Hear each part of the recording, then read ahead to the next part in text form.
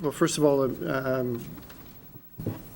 note to the agency, we've been reminded to please remember to turn on our microphones when we speak so that it gets picked up by the video, the videoing that's going on for the meeting. Okay, this will open the September 28th, 2015 meeting of the Greenwich Inland Wetlands and Watercourses Agency. We'll begin with seating of alternates. We have no alternates to seat.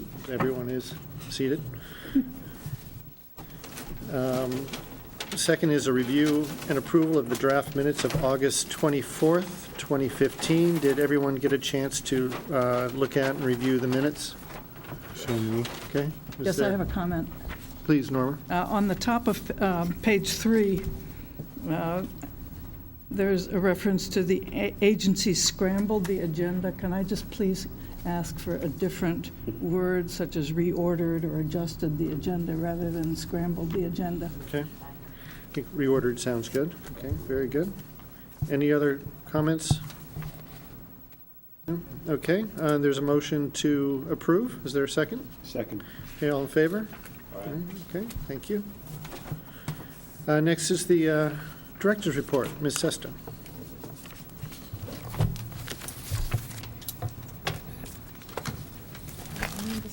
Hello. Where are my notes? Thank you.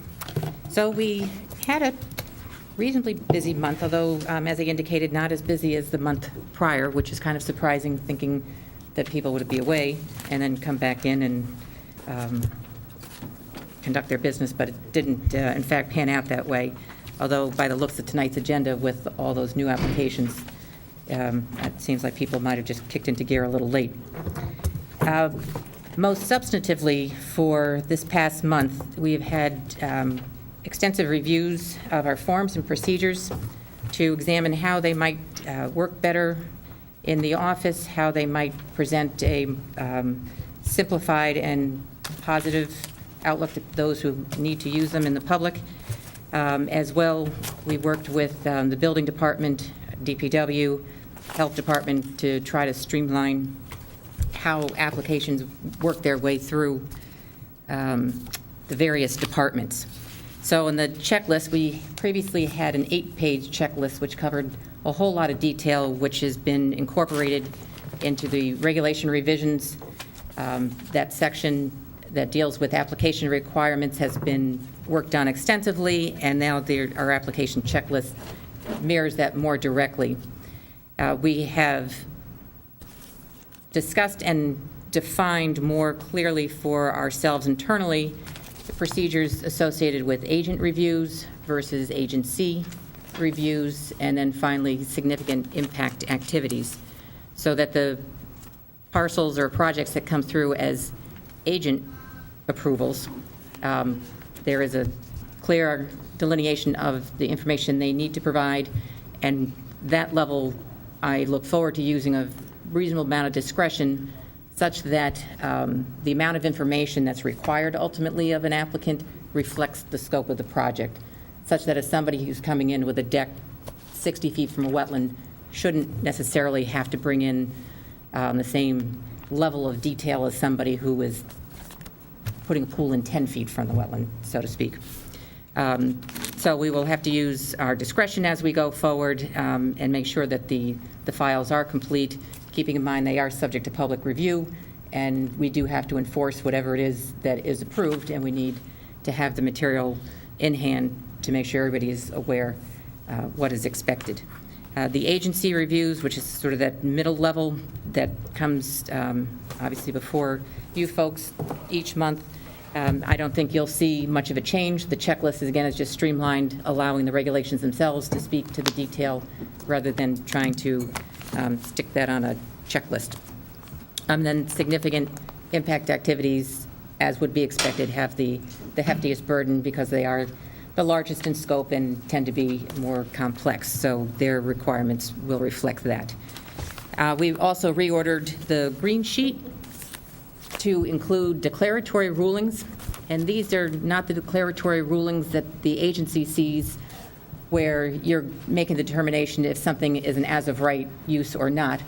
Rather, these are projects that are so small, they are occurring within our 100 or 150-foot regulated area, but their scope is so small as to be irrelevant to the wetland.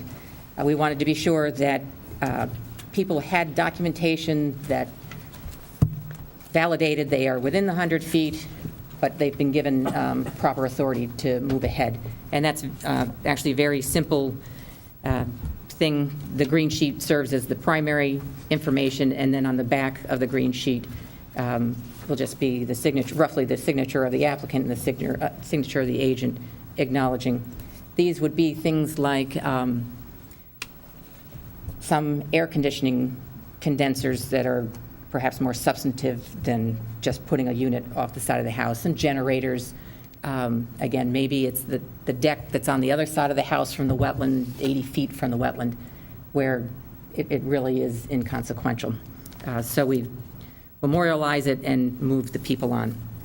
And then the last piece is the building department has a project checklist where they issue that to somebody seeking a building permit, and they have to go through the various departments to get a check to say that, you know, they're good to go. Previously, our department was issuing our sign-off when the items within our permits, there's those whole host of things that you have to do before you can actually stick that shovel in the ground. We were signing off acknowledging that they had a permit, but we were not capturing that opportunity to be sure that before we signed off, we also captured all of those things that were supposed to be handed in before you started work. This was an outgrowth, my understanding, and Bob and Doreen will add in where if I run astray, that years ago there was some hesitancy about putting the Wetlands Agency on that checklist, fearing that it will delay people moving through. Through further discussion, it seems to me that the delay actually comes about when we don't use that opportunity to get all those prior to commencement activities in hand, such that people were misunderstanding what that sign-off actually meant. They were thinking they were good to go, and nothing is a spoiler quite like having us come out and stop work because you didn't post a bond or you didn't submit the declaration or something else that you were supposed to have done. So in the end, I think this is actually a cleaner way from the applicant's side to understand our expectations. And the issue of this being slower, when the applicant receives their permit, everything is very clearly spelled out what they have to do before seeking a building permit. So in that regard, I don't think there is anything that should hold up an applicant in moving forward. I've had great cooperation with DPW and the building department and the health department to make sure that this form works the best for everybody and we capture those opportunities. I also expect it to be better for staff because we won't be in that position after somebody starts work to track them down to get all those little pieces in place. So it should make things more efficient from our side as well. Let's see, I think that covers the big pieces. Oh, and the agency members received the reworking of the special conditions and our standard conditions. Again, the other conditions were, I think, an outgrowth of many years' worth of changes. And the three of us, plus Daniel, looked at them, discussed what was relevant still, what wording is more appropriate than perhaps it's been used, and we ditched that numbering system, which didn't seem to have as much relevancy as it might have when it was first adopted. So again, I think the permits will actually read more cleanly because you don't have to dig so hard to find out what's the stuff that you really need to pay attention to versus what's the stuff that you know is just sort of commonplace. So I think it will actually make those more important special conditions stand out. So I welcome any comments. You all have to be happy with them. They're your permits. So everything is, of course, subject to review and updating. There's no magic. There's no statutory requirement. We get to craft them as we believe is appropriate for ourselves.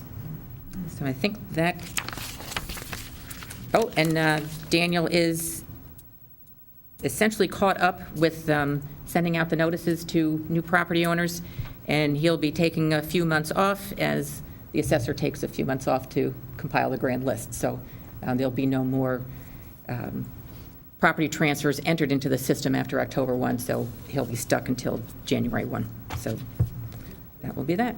That's all. Great, thank you very much. Okay, next item is agent approvals. Are there any questions on agent approvals? Okay, moving on to compliance report. Doreen? Okay, for bond releases, we reviewed 15 permit files, and 8 of these were requested by homeowners or applicants. 5 of these were initiated by staff. We have 12 bonds on the agenda tonight for release. Our site inspections have increased quite dramatically, which is good to see. For September, we have 124 total number of inspections. 86 of these are compliance inspections. The other ones are under extensions, violations, drive-bys, public inquiries, and other, which can include site meetings or pond evaluations, green sheets, or tree removal requests. For deadlines passed, all the 3 that are on here, we have 29 Pine Ridge Road, 51 Pine Ridge Road, and 33 Twin Lakes Lane. The applications have been received or the plantings have been completed timely. We have several stop work orders / violations on the agenda tonight, 2 of which I passed out to you, the violation summaries this evening, so if you just add that to the back of your packet. 12 Burning Tree Road, 160 Bedford Road, 6 Dunwoody Place, 723 Lake Avenue will be all discussed later on the agenda, except 34 Cackham Wood Road, which is currently requiring a green sheet review, and it's being handled at the staff level currently. That concludes the compliance summary. Okay, thank you, Doreen. It is 7:15. We will move on to the public session. The first item on the agenda is a Town of Greenwich project, application number 2015-127, Francine Drive, Town of Greenwich, Department of Public Works for drainage improvements. All right, this is a project, I think the plan's all the way at the end of that bunch of documents. Project that the DPW would like to conduct at the end of Francine Drive. This is an area, it's all wetland. The cul-de-sac was probably built on a wetland back in the 50s. And over the years, over the years, there's been quite a bit of work required to keep this road passable and safe for traffic due to subsidence and water flowing across the road, things like that. The current condition, historically, when the road was built in the 50s, there was a ditch established along the left side going down toward the cul-de-sac. At the bottom of the hill near the roundabout, it flattens out, and that ditch has kind of disappeared as sediment has been deposited there. There's a huge stand of Phragmites on the land trust property here to the north that's spread around this part of the cul-de-sac, which also has pushed the water in various directions. So the DPW would like to reestablish this drainage way and also improve the little bleed off at the end of the cul-de-sac here. The proposal shown over in the cross-section would be to excavate a ditch, put riprap in, and then grout the riprap. Doing this will both help prevent the Phragmites from growing up through that ditch and also allow DPW Highway Division to come in periodically and clean material that accumulates in that portion of the watercourse. Some of the work's on private property beyond the right-of-way and right of entry agreements have been signed with those property owners. We've also received a letter, which I think I sent out in your packets, from Joe Roberto, the highway superintendent, that basically says that the Highway Division does intend to pursue ongoing maintenance of this portion of the channel where, as I said, it flattens out and you're going to get sediment accumulating that they're going to have to periodically clean out. Let's see. I think this is a project that the neighbors are very interested in seeing happen. DPW would like to see happen, and that both the neighbors and DPW have been working with staff as this plan has been developed. As I said in the staff report, there's also an application that's going to be received tonight from the owners of 61 Hillside Drive, which backs up to Francine right around here, and they would like to install underground utilities from the gas line and electric pole on Francine back to their house on Hillside. And because that utility trench is going to go under the head of this improved ditch, staff it's kind of a dilemma, because I think DPW may actually get this project done before the next meeting. And if they do the project, the neighbors will have to dig it up, or part of it up, to put their ditch in, their trench in. So a couple ways maybe to handle this. One would be if, like certain time-sensitive projects or emergency projects, that we would allow staff to come up with reasonable conditions of approval that these folks would have to comply with in order to start the work, and then the agency would have the opportunity in October to basically approve that set of conditions or modify them as you see fit, and you issue the permit. The other possibility I've discussed with the chief engineer is perhaps in DPW, while they do that part of their project, could run the conduit under that section of the improved ditch. That's potentially problematic due to building permit requirements that the property owners would need to get from electrical permits, plumbing permits, et cetera, inspections of those conduits. So personally, I would ask the agency's permission to handle this as a time-sensitive review. The agency has approved utility trenches through wetlands in the past, so it's not setting a precedent in that regard. But I did want to bring your attention to that thing, because they want to try to coordinate this and not redo work that the DPW has just completed. But getting back to the matter at hand, I recommend the agency issue a permit with the conditions provided in the staff report. Okay, thank you, Bob. Is there anyone from the town? Yes, welcome. Thank you. Bob pretty much summed it up. We're just looking to make some needed improvements to the channel there. It's something that's been just kind of problematic for us for both maintenance and... I'm sorry, could you just state your name for the record before you... Sorry. Thanks. Jim Michael, Deputy Commissioner of Public Works. Thank you, Jim. So I would basically entertain questions at this point from you on... Are there any agency questions for Mr. Michael regarding this project? No? Okay. Seems pretty straightforward to me. Are there any public questions or comments on this application? No? I think, Bob, to your point, we can certainly feel that we can probably expedite the associated application on this if that makes the most sense, rather than creating a culvert that would have to get inspected and filled in later, or a conduit. But with that, can I have a motion?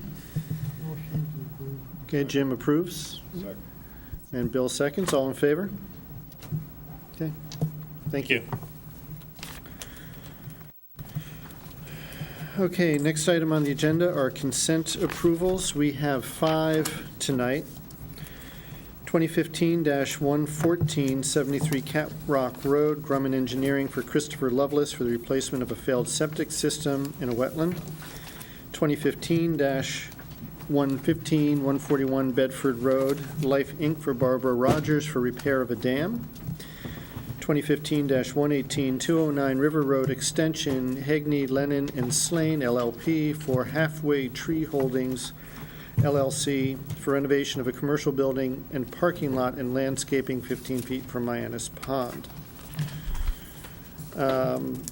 Number 2015-122, 330 Railroad Avenue, Gilbride, Tusa, Last and Spillane for 330 Railroad LLC for a 2-lot subdivision, renovation of a commercial building and parking lot and landscaping.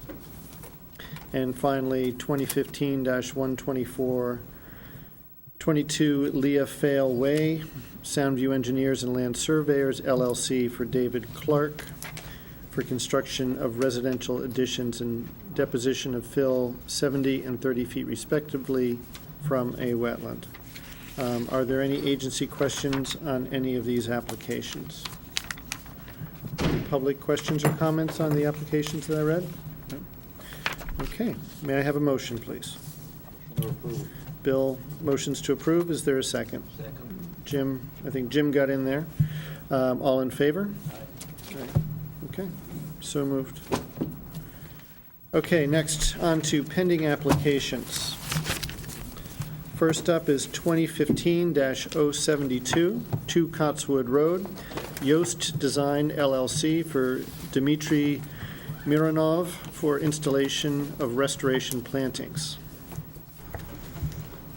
Okay, the agency first started reviewing this project in June. It resulted from a clearing violation that occurred in January 2015. Bless you. The homeowner had stated that they had removed debris within this wetland area on the side of the property that included cement blocks, rotten logs, overgrown invasive vegetation that was supported by previous staff reports and photos from previous applications for the site. The application is proposing planting a variety of native plantings that include 48 variety of trees and 93 variety of shrubs that are native, and installing a native wetland meadow mix within the area in the middle here. They've also proposed an invasive management plan that includes following this project through the next 3 years. They will be pulling by hand any invasive vegetation that's on the property. They will then be spot treating it with herbicide and pulling any invasive vegetation that comes up 2 times a year for the next 3 years. One of the questions that was brought up by staff was there was an activity that was occurring on the northern part of the property that was not authorized by the agency. They clarified that they had rearranged existing boulders to create a wall here and extended the parking area. They also added some stone steps that leads down to the lower lawn. These are relatively minor activities. They are not likely to have impacted the wetland or the watercourse area. There is a sewer line that runs to the western side of the watercourse. There's a letter that was submitted by the wastewater division manager, Rich Feminilla, requiring all the plantings be reviewed and approved by the sewer division before they're installed. The plan has been revamped to push the plantings away from the sewer line if they ever need to do any kind of maintenance for it. The new plan has been accepted and it's reflected here. This is that plan. The applicant has satisfied all the questions, and staff's recommending that an order be issued with the conditions that are provided in the staff report. Okay, thank you. Doreen, is there anyone from the applicant here tonight? No? Are there any public comments or questions on the application? No? Can I ask a question? Yes. Chairman? Does this plan indicate a bridge across the brook? It shows a temporary bridge so that they can access, but they are not maintaining this bridge. It's not authorized. Okay. Okay, so the path that's shown with the cul-de-sac on it, that'll be disconnected from the balance of the property? This they intend to maintain. I think that they've been told multiple times that a bridge is not likely to be approved because it's in a floodway. There is an access through North Street right here, so they could access it that way, but I think that they're just looking for the aesthetic view of that part of their property. Okay. Okay. Is there some sort of a condition that specifically says that if we approve this plan, that bridge is only to be temporary? There is not. It's stated in the staff report that bridge is not likely to be approved because it's in a floodway. It's not likely to be approved by the Wetlands Agency or the Building Department for that reason. But it may be useful for the information. Okay, I would agree with that. So the bridge does exist? It does not. Does not exist, okay. So perhaps we should get a final plan submitted as well, not showing a bridge on there as part of that. Are there any other agency questions or discussion on this? With regard to condition 7, is the qualified environmental consultant going to monitor the use of the herbicide? I'm sorry, can you say that again? Condition 7, a qualified environmental consultant approved by this agency, et cetera, shall be utilized during the course of remediation to minimize, is that consultant going to be consulted with respect to the herbicide that's going to be used? It will either be the consultant that has provided this plan or somebody who is licensed to apply the application.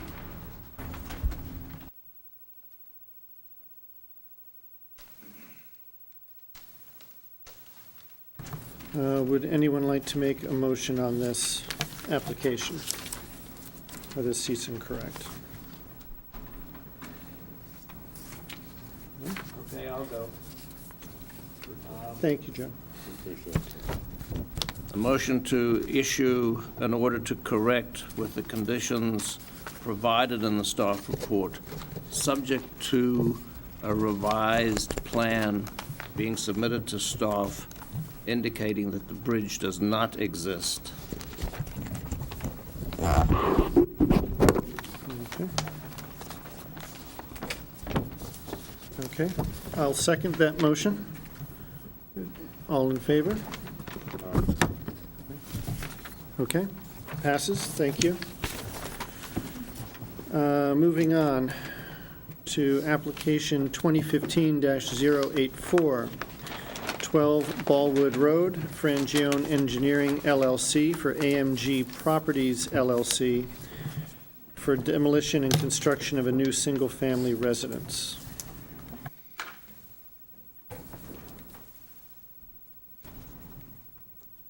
At the last meeting, there was a revision associated with the plan. There was extensive discussion associated with the wetland, the restoration of the wetland, alternatives associated with the property, the proximity of the deck to the wetland, and subsequent to that, another plan was submitted which greatly diminishes the deck. It removes an outdoor fireplace, the parking lot, or the turnaround.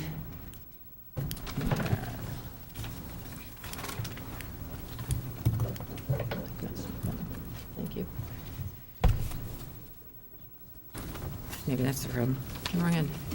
The parking area used to be semicircular, and that's been reduced. The deck here has been reduced. There was an outdoor fireplace that was eliminated. An environmental evaluation was submitted by Mr. Kenny today.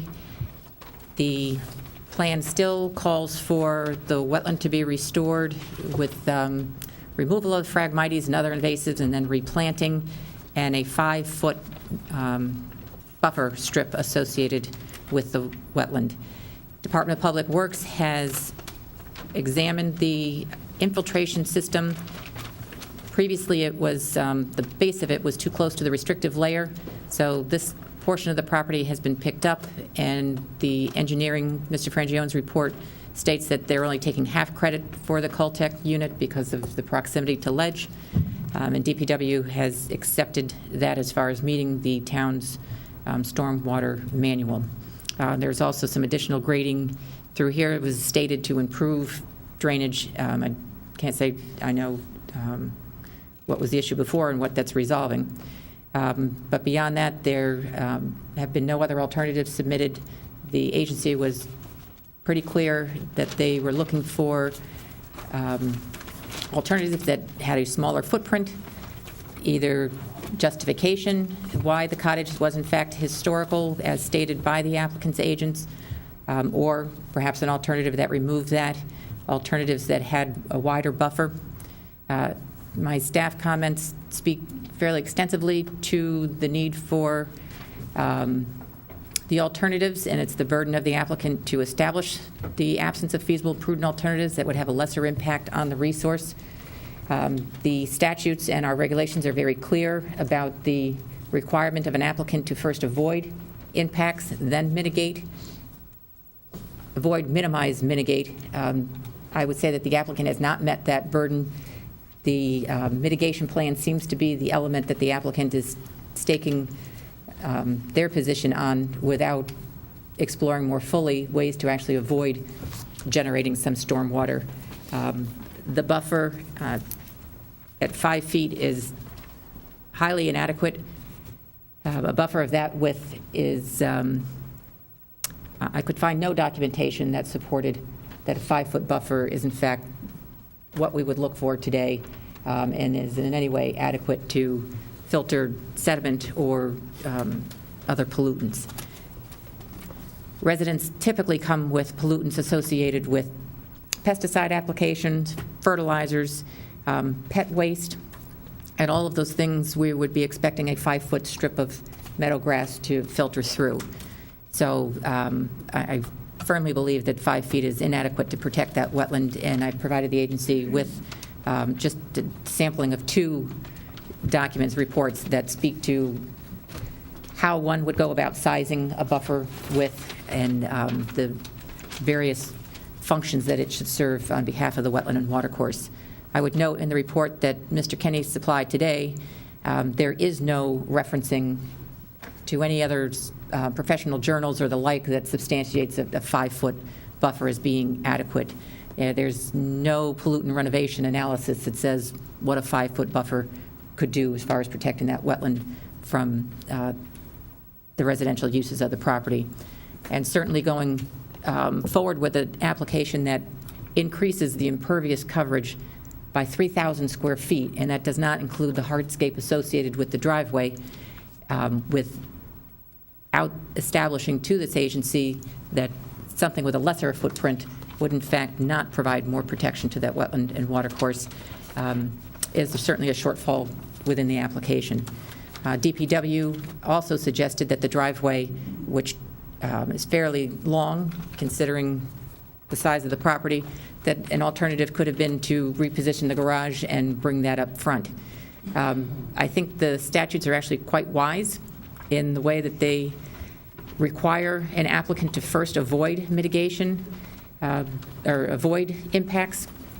Mitigating for something is an excellent second position, but the best way to know that your wetland and watercourse is going to be protected is to eliminate that source of pollution to begin with.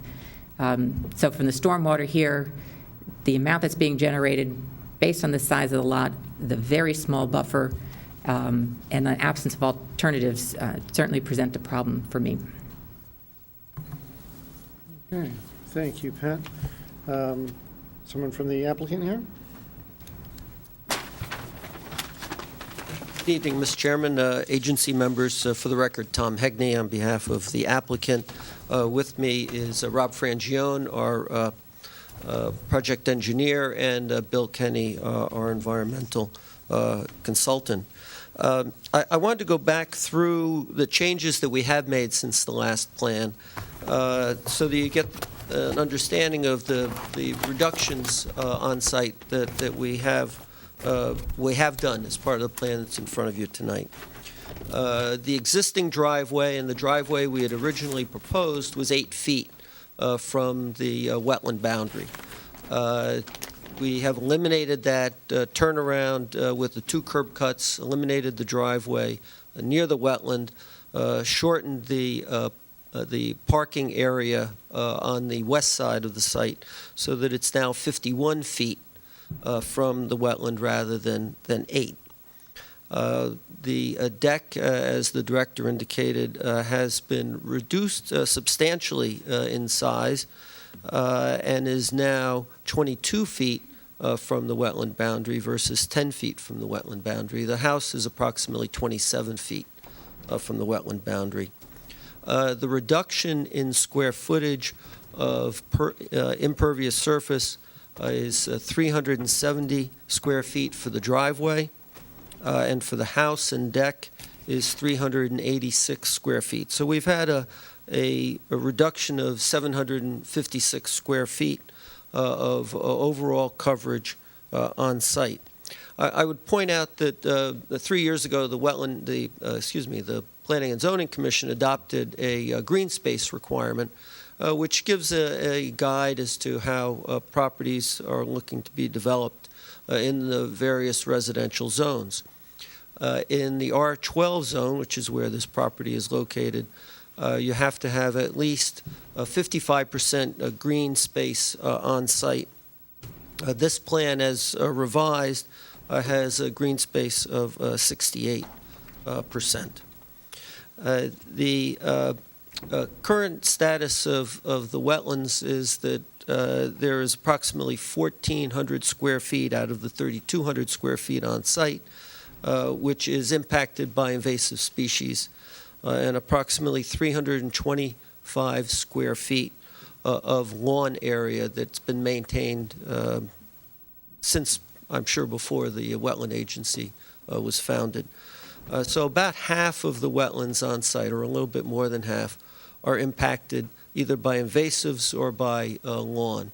What we're proposing to do is eliminate all of that, have a 5-year maintenance plan to ensure that the invasive species do not return, and to include not only removing the lawn within the wetland area itself, but to remove it from 5 feet from that wetland boundary so that we create the 5-foot buffer between what lawn would remain and the wetlands themselves.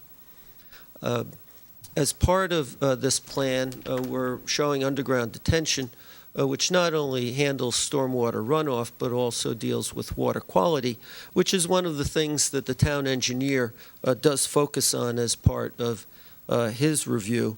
And he has indicated that we need to submit prior to building permit issuance, but has extremely minor comments in terms of the plan is submitted, and does find that the drainage summary report is acceptable. Of the roof area, 80% of the roof area, 78% of the roof area is directed toward the Cultex on the westerly side of the property. And 22% is directed to splash pads, which would be directed east toward the lawn area on the site. The other part of this particular development is that there is no basement associated with it, so that there are no footing drains, and there is no deep excavation of the site. So the overall groundwater flow, which is from west to, from northwest to southeast, will be maintained. When I was looking at the overall area, you need to be aware that in the property immediately to the east of us is a Town of Greenwich property, which frankly has significant invasives growing on it, but also is used as a pumping station for the sewer system. Immediately to the east of that is a property at 5 Lighthouse Lane. That property was reviewed by your agency back in 2002, and a permit was issued. And frankly, this is on the other side of the wetlands from my client's property. They were permitted to build within 10 feet of the wetlands on the, would be the easterly side of the same wetland corridor that my client's property is adjacent to. When I look at this project and the wetlands on site, I frankly thought it was a rather average application that you look at and approve on a regular basis. There has to be an acknowledgement that this part of town has been developed for the last couple of hundred years, that some areas can establish a greater buffer.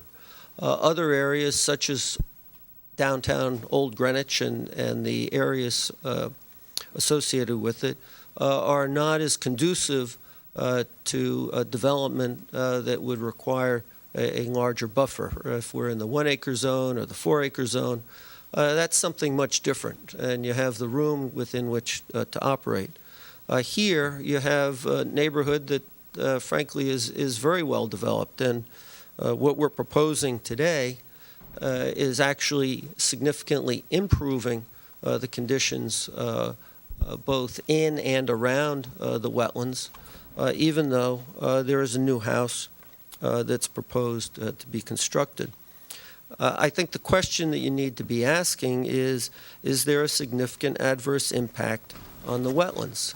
We have an environmental assessment that Mr. Kenny did that very much says no. He says, I find that the proposed residential development of this property will not adversely impact inland wetlands and watercourses on or off the site or their capacity to perform wetland and watercourse functions.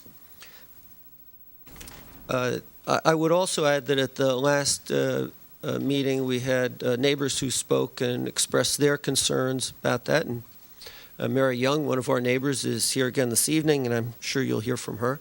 But we did meet with Mary and her engineer, and Rob Frangione revised the plans to address their concerns about downstream flooding just to the south, where this watercourse is then piped as it goes down to the sound. This is one of the many drainage systems that you find in Old Greenwich as it was developed, and farmers tilled the land and realized that they needed to clear the water out. And this one is partially piped and partially exposed. In my client's property, it's exposed, and we're taking the steps necessary to approve it.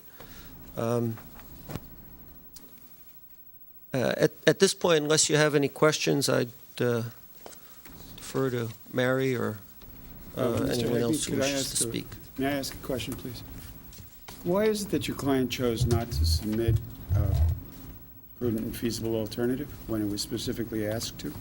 Well, I think we have done that. We reduced the deck in the house by 386 square feet. You didn't reduce the house, you reduced the deck. There also was a small portion of the house which was associated with the outdoor fireplace. That was and the we've 13 reduced- square feet? Right, 13 square feet. And what's the total footprint of the house? about 3,300 square feet. And what's the total impermeable area that you're putting down?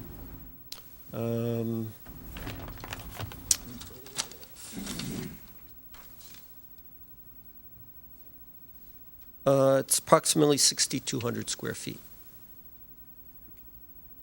I cannot say that in my own opinion, you have submitted a prudent and feasible alternative that indicates a reduced footprint on the size of the house and increases the buffer to a reasonable level.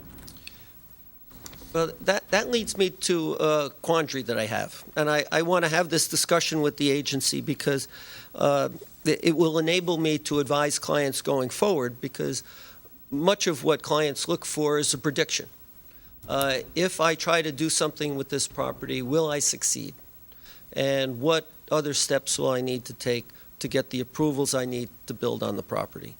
And I'm having difficulty telling my client what they need to do. We reduced the driveway by 370 square feet. We reduced the deck and the, albeit small portion of the house, by another 386. Do I tell them to reduce the footprint another 200 square feet or 500 square feet? Is a 10-foot buffer okay, or does it need to be more or less? And I don't know what to tell them. Well, And I would like to be able to tell them that, and that's why I wanted to have this dialogue with you this evening, so that I can determine what it is that, if this plan is not acceptable, and my first request is that you find this acceptable. My second request is, if that's not the case and we have not met the concerns that you have, then what is it that I can do and that the design team can do to arrive at an approvable plan? well, And that's really what I'm looking to find out tonight. I understand, and that's a perfectly reasonable set of requests on your part. The problem I'm having with your statement is that I'm not interested in the reductions because you've started from something which, to my way of thinking, is egregious. That it's an overdevelopment of the property with a building that's much too large, both in terms of its footprint and its height. And by simply reducing that, you're not really accomplishing the end goals. If you start with something that is clearly not acceptable and then say, oh, but I've reduced it, you're not helping at all. Okay? Well, a couple of the things that you mentioned, I think, are more zoning issues than they are wetland issues. No, sir, I'm sorry. We're dealing with a house that, in this particular zone, can be 35 feet tall, This and house we is 45 meet feet that. tall. Is there a design to the house that you considered that would make the buffer larger than 5 feet? Well, by taking out the deck, which was a concern that the agency expressed at the last No, meeting. I'm talking about a design with regard to the size of the house that would, I mean, it's obvious that the main concern of the director and the agency, based on the last meeting, is the buffer. And my question is it simply something you don't want to consider, or you said you're looking for guidance. I think the director's made it pretty clear, and I happen to concur, that 5 feet is simply not adequate. There's a lot of literature that's been circulated to us about the need for a larger buffer, the merits of a larger buffer. You made reference to a 2002 application of a 10-foot buffer, but there's no environmental connection to the issue surrounding the buffer. So it seems to me either you don't want to address it, or you don't think it's a significant issue with respect to the wetland impact. Well, I think the question is there a wetland impact? And I have an assessment from Mr. Kenny that says there is not. I have an engineer that has designed a plan that reduces peak runoff and provides water quality treatment, which does not exist now. Mr. Kenny's analysis spoke only to a direct impact by removing wetlands. He did not speak to the buffers and the impact on the buffers. And we'll get to you, Mr. Kenny, in time. But I wanted to correct one factual thing. You said that zoning is 35 feet. This building is 45 feet high. And we specifically requested a sunshade analysis, which has not been provided. And So- Mr. Kenny's assessment Mr. did talk Kenny, about he alluded to it, and we'll talk to Mr. Kenny when he gets up. but we explicitly asked for a sunshade analysis, which has not been provided. Well, we thought that we had provided that in Mr. Kenny's report, which he does refer to it. He alludes to it. Okay, but there's a huge difference between a single tree and the building that's 45 feet high and extends with the roof line as far as this one does. So Actually, the concern I thought that the agency had last time was we were going to remove a tree that was tall, and that was going to allow too much sunlight to come in, not that the house was going to provide too much shade. So I'm not sure which of the concerns is it? Is it there's too little shade or too much shade? Well, that's an interesting question, because you're not giving us the information to decide. I think Mr. Kenny said that there would be 2 additional hours of sunlight based on the removal of the tree and the development on the property. Yes, and we asked for the analysis, and we haven't been given it. We've been given the result. We haven't been given the data. He talks about the height of the elevation of the house. He talks about the hours of sunlight. And he talks about the removal of the invasive species there. I thought that, frankly, he had addressed the question that you had at the last meeting. No. Perhaps you can guide us as to what type of shade analysis it is, because frankly, that wasn't something I was particularly aware of anyway. I mean, it's a pretty straightforward analysis where you have a massing of it's done through SketchUp, or you can access it through SketchUp or any of the drafting programs, where you can put in a block of the building, and it will show you when it's shaded during, you pick, 2 or 3 points during the year, and you just run it, and shows you how the shadows fall throughout the day across the wetland. It's a pretty simple thing that can be just an attachment to an email that has a little time signature on it. So certainly we can. I mean, it's a pretty rudimentary thing that's done. Any architect who's designing this house should be doing that as just a first step when they site a property to begin with.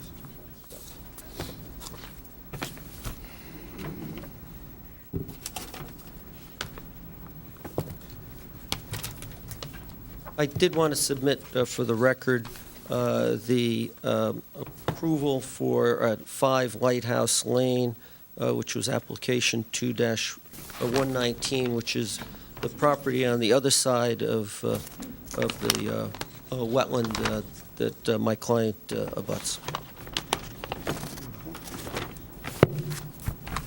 Thank you. This is 2002, although we do look at these individually. Yeah, you recognize that we don't operate on precedent. I do understand that, but when we're proposing something that's more than twice the distance away and has a buffer and has a reduction of invasive species, I think that frankly, there's more in our plan than that one that warrants approval. Well, I would say there are positive elements of your plan, and you've mentioned some of them, and there are negative elements of your plan that we'd like to see you deal with, and one is the size of the buffer. And House, you mean? And the size of the house is not the ultimate issue. That's not our issue. The shading potential, the size of the buffer, those are issues. The argument over lawn versus no lawn, by the way, what are you replacing the removed driveway with? I think that's a combination of both lawn and wetland plantings. Well, I still have the same problem I had the last time, which is how do you vilify lawn in one place and then put it in someplace else? It's either good or it's bad. It's bad, it's bad. So perhaps you can, Mr. Kenny can address that when he gets up, and I'll get you off the spot. That's all right. I'm happy to talk about grass and other things. That's going to be the next topic for the Planning and Zoning Commission after the moratorium expires. But I think that what we were anticipating is that the grass itself provides some remediation of the runoff from the roof, which is, I would describe as fairly clean runoff coming from a roof, and most of the roof runoff goes into the Cultex on the westerly side of the property. But And if in fact a larger buffer of some size is something that the agency would like us to see, like us to provide, rather, if I made it 10 feet, is that enough? And then I come back and you say, no, that's not enough. And I feeling I'm negotiating against myself.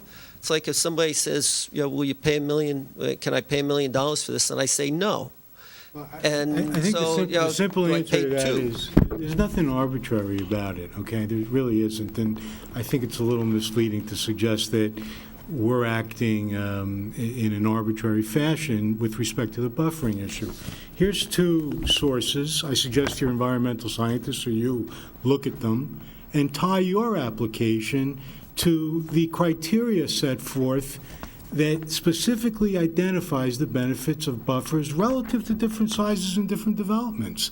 And then when you can meet your burden of explaining to us why a 10-foot buffer might be adequate, then we'll have something to talk about. But to insist, first of all, to suggest that if we want to consider a larger buffer, again, I think is a bit disingenuous. That's what we've been talking about for, the last several hours of this application. So here's the two articles. You can. The director was kind enough to share those with us earlier. I think they're very substantial. I think they set forth criteria that would be of interest to me to connect to this application, and then we'd have something substantial to talk about, as opposed to asking us to just randomly give you a buffer size. First of all, that's not our purpose. That's your burden, and we get to evaluate whether it's adequate. And that still leaves me in the position of negotiating against myself.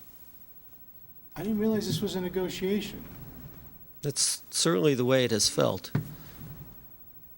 Well, that's not our point of view, that's for sure.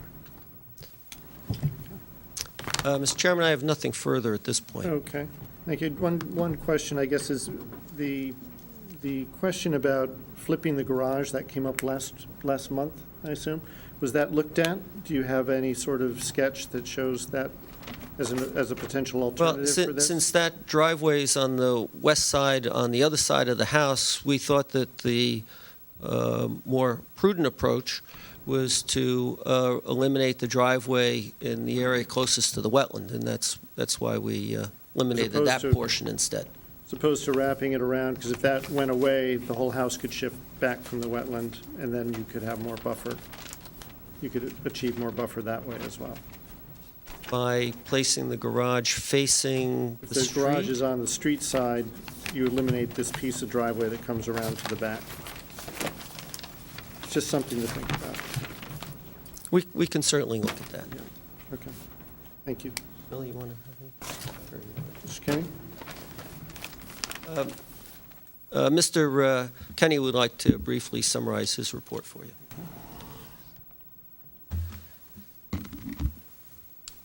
Good evening. I am Bill Kenny, the principal of William Kenny Associates in Fairfield, Connecticut.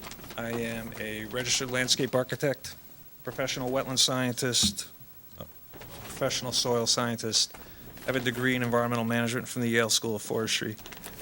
I just want to discuss a few things with regard to the buffer. I think there's a misunderstanding of how I've come to my conclusions and how they relate to the enhancement that we're proposing within 5 feet of the wetland. When we're talking about indirect impacts, they primarily have to do with stormwater management. How does something outside the wetland might pollute water that's falling on that area? And then if that water makes its way to the wetland, what's the potential for an impact? So important things are what the existing conditions are adjacent to the wetland today, being lawn. They're immediately adjacent to the wetland and extending into the wetland. So there's no naturalized vegetated buffer next to the wetland. Second, I am well aware of the literature on the benefits of naturally vegetated buffers and recommended widths. A buffer, and I support that and I understand that, a buffer is one method for treating stormwater, for treating water, maintaining water quality. Other methods that are just as well documented and used on a regular basis are stormwater BMPs such as those being proposed on this project, porous pavement, subsurface recharge chambers that rely on collecting water, infiltrating into the ground, and allowing the ground to filter and clean that water before it arrives at the wetland.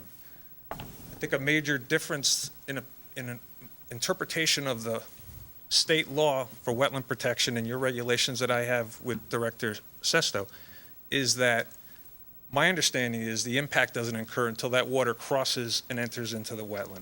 It's not, the impact isn't constructing an impervious surface. It's what happens between that impervious surface and when the water gets to the wetland. So buffers are one way to do that. There's plenty of other BMPs. You have your standards that the town has, which are very high standards. I think some of the highest, if not the highest, in the state. You have the state standards. This project was designed by a professional engineer, complies with those standards. Your town engineer reviewed that design and agrees with the design and feels that it's providing the treatment necessary to protect waters of the state, waters of the town. The state developed its standards to protect waters of the state, wetlands and watercourses. And they said this is what the level of protection we want. And these BMPs have been studied throughout the country, many different universities, infiltration, porous pavement, subsurface rechargers. They've been found that if they're designed in a manner such as how they've been designed for this project, that they provide adequate treatment and, in my opinion, therefore avoid an impact. The 5-foot width, in no way do I say that that is adequate in and by itself to mitigate the proposed house and a proposed driveway. But that's not the only thing we have. It's the subsurface recharge chambers, porous pavement.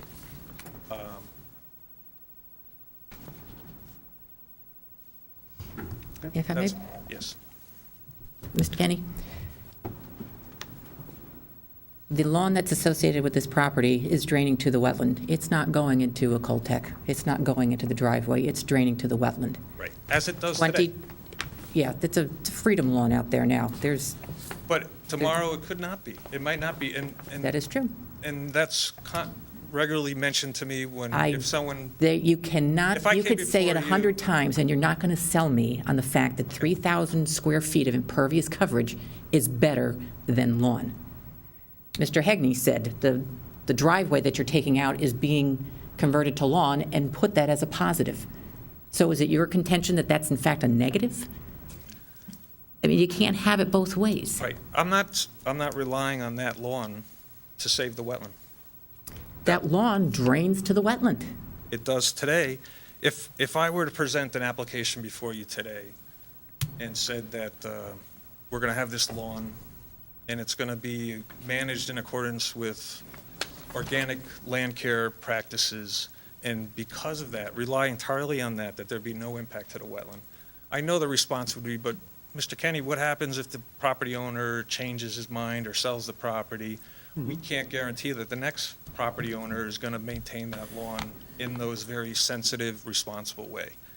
So it's lawn today up to and into the wetland.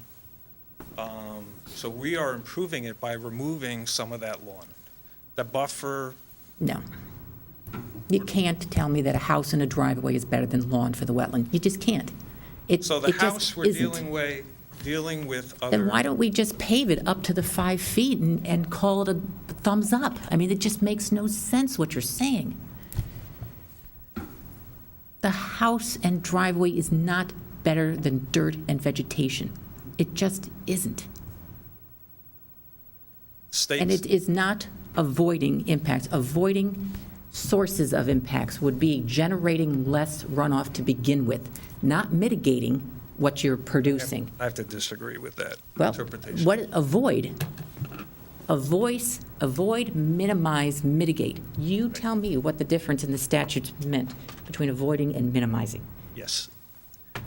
The impact occurs when it reaches the wetland, not in the buffer. So you're not the Inland Wetlands Watercourses and Buffer Agency.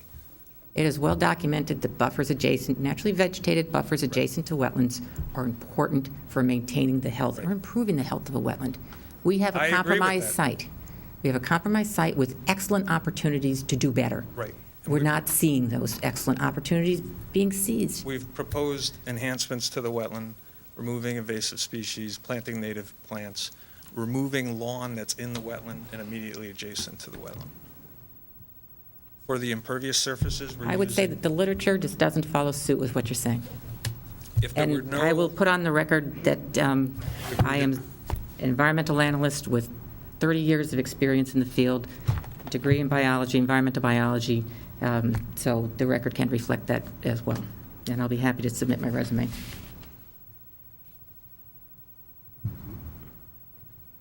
Just as a curiosity, Mr. Kenny, I still have the problem of replacing something with lawn when you've said lawn is bad.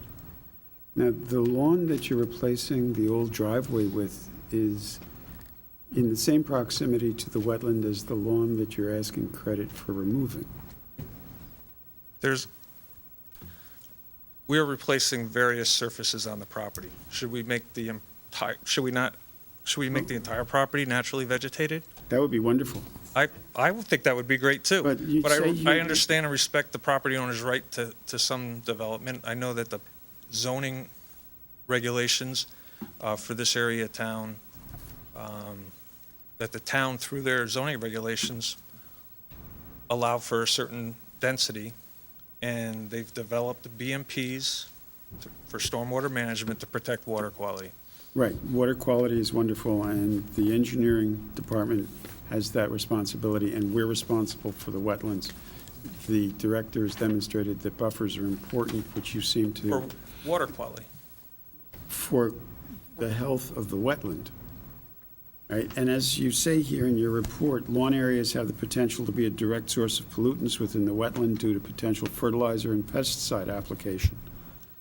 Yet you're putting in lawn, when you could be putting in other plantings. But yet you're putting in lawn. And yet we haven't seen, Every we haven't project has.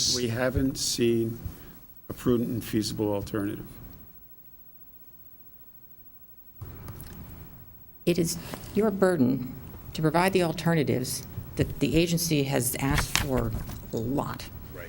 And to demonstrate to the agency why the alternative is in fact no better than what you're proposing.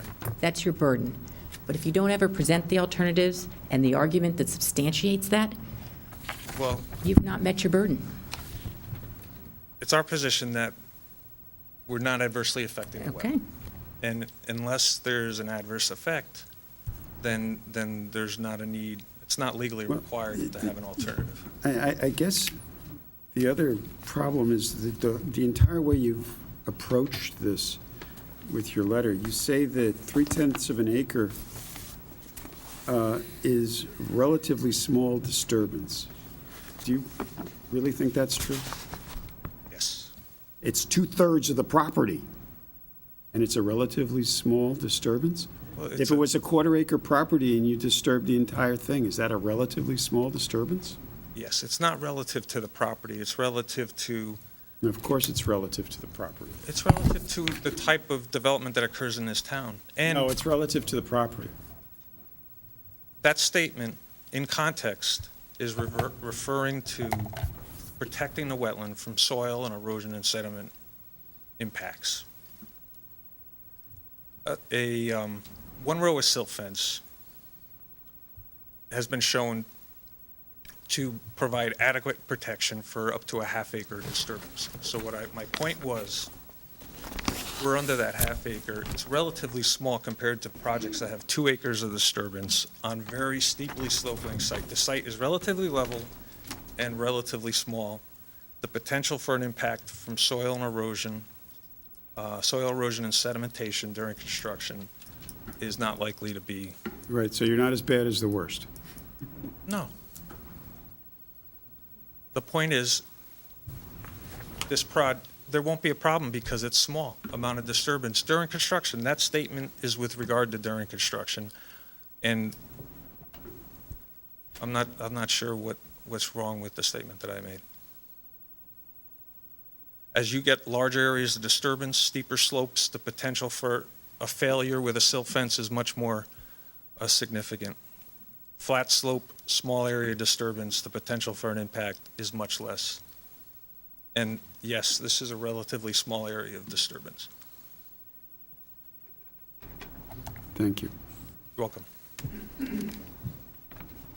there any other agency questions for Mr. Kenny? Is there public questions and comments on this application? Please. Good evening, Mary Young. I'm here representing my family's interests at 11 Ledge Road. I described to you at last month's meeting, we are the low land on Ledge Road where all the drainage eventually flows to, particularly in storm events when drainage structures cannot contain them.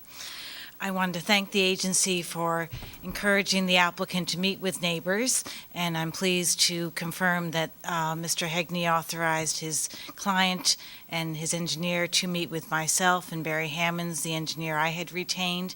That meeting was held on August 31st of this year.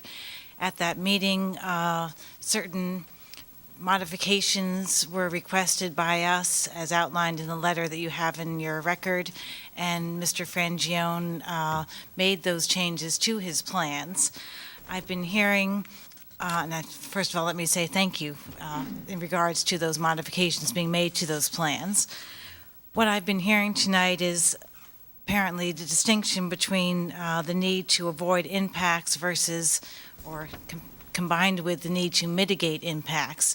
And I must say, selfishly speaking, as the down gradient neighbor, I was, and my family is, much more concerned about mitigating the impacts than we were about avoiding the impacts, because we are in no way authorized to make an applicant or make a neighbor modify their plans. That is within your purview, not ours. So we were left with how to mitigate, and that came in the form of drainage. And that's why I hired an engineer and not a wetlands analyst or wetland scientist, because our real concern was not to be suffering from additional stormwater runoff beyond what we're already dealing with. And that is why we are now satisfied that the drainage that will be coming from this property has been satisfactorily addressed through the engineering methods that Mr. Frangione has added to his plans and as confirmed by the Department of Public Works. I'm interested in what I just heard and would leave this as a question to the agency.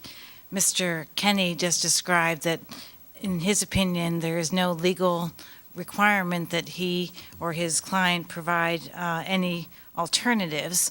And in Ms. Sesto's comments of September 9th, she cites your regulations, I think it was section 7.6F, where in fact the language identifies, and I'm going to read it, alternatives considered and subsequently rejected by the applicant and why the alternative as set forth in the application was chosen. All such alternatives shall be diagrammed on a site plan or drawing. What I just read is a requirement in your own regulations of what every applicant shall supply. So setting aside my own concerns, which have been addressed on drainage, I wonder why this applicant or any other thinks they are exempt from your own regulations. Maybe Mr. Hegney, as the attorney of record, would want to speak to that.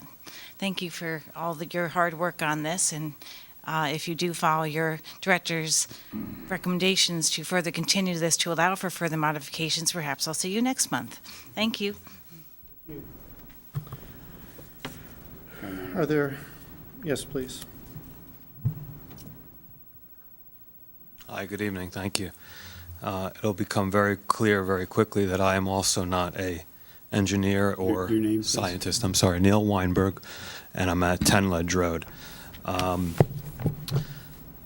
I just wanted to make a few comments, so thank you for that opportunity. Thank you to the agency, to staff for all of their, and to the director for all of their hard work. For me, I was here last time as well. This experience is, for me, again, encapsulated. Mr. Fragione, first time he came here, mentioned how he wasn't even sure why the Young's property 11 ledge had any issues with the application. That's how everything is encapsulated for me last time and tonight. I appreciate the agency's diligence because the representatives of the property owner, and I guess the property owner as well, don't and won't live in the neighborhood. I do, right behind this wetland. That's a big part of our property and our asset, our home, and our daily living there. There's a whole host, as I'm sure it sounds like you know, of drainage issues and wetlands. And yes, they're part of the drainage. It does seem like it was maintained when there were farmers there, and perhaps that should require that we fix that. We've put in a big pipe for a lot of it, but not everything is perfect. It's nice to hear that green space is required. But that doesn't mean it addresses protecting the wetland or terrible drainage all around. It's true that the area is well developed. I would say it's overdeveloped. And the reason there's no basement on that property is the same reason that there's no basement on my property, which is because if you put a shovel into the ground, you're going to get water. The gentleman referenced a 2002 permit. Well, it's 2015. Situations change. Should we review all the applications, including mine, which was around 2006, because I have a feeling it was probably more stringent than the one in 2002. Granted, as you said, precedent is not a part of this. And there is a very good point that there's a lot of invasive plants there. There's invasive plants throughout that whole area of the town. So I think they'll have a hard time maintaining that, and you know, the question begs, should all of that area be maintained? At any rate, when we talk about low impact, you know, this area where there is wetlands, it's actually, I don't know, probably about 6 to 8 or 10 inches lower. Why that is, I don't know, if that's naturally occurring or what, but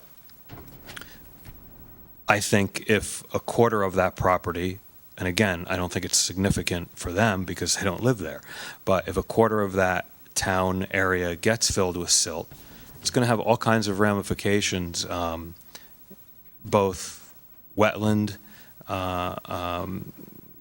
health, and drainage. Thank you very much. Thank you. Any other public comment or questions on this? Okay. Mr. Hagney, did you want to respond to that question by the 11 Ledge Road applicant? The approach we were taking was to determine whether we were having any adverse negative impacts to the wetlands. We prepared a plan for your consideration that, based on our environmental assessment, did not have any adverse impacts on wetlands, and therefore we were not looking to develop a feasible, prudent alternative because there was no wetland impact. And I think if there's no wetland impact, I don't think that that's a requirement of a plan. So that's why we brought to you one that reduced the impervious surface on site, reduced the proximity to the wetlands, in fact, significantly increased the setbacks from both the deck and the driveway. And frankly, if there's no impact to the wetlands, I don't think we need to be looking at a feasible, prudent alternative. Having said that, we have heard what the agency members have said this evening. I've spoken to my client, and before we have a vote on what is currently on the table, we'd like to take one more shot at seeing if we can come up with something that apparently would be more palatable than what we have in front of you right now. So we would ask that you delay. I think we provided an extension at the last meeting for the 65 days, so that goes till the end of November. We look forward to being back in front of you in October. Okay, thank you. Thank you. Do you want to summarize what it is that we're looking for? No. Okay, I think you understand. Okay, Can I make a motion to delay? please do. Motion to delay? Is there a second? Jim is quick today. All in favor? Okay, thank you. We'll see you next month. Would the agency like me to engage an environmental analyst to review the material? I'd like that, please. Yes, I think that's appropriate in this case.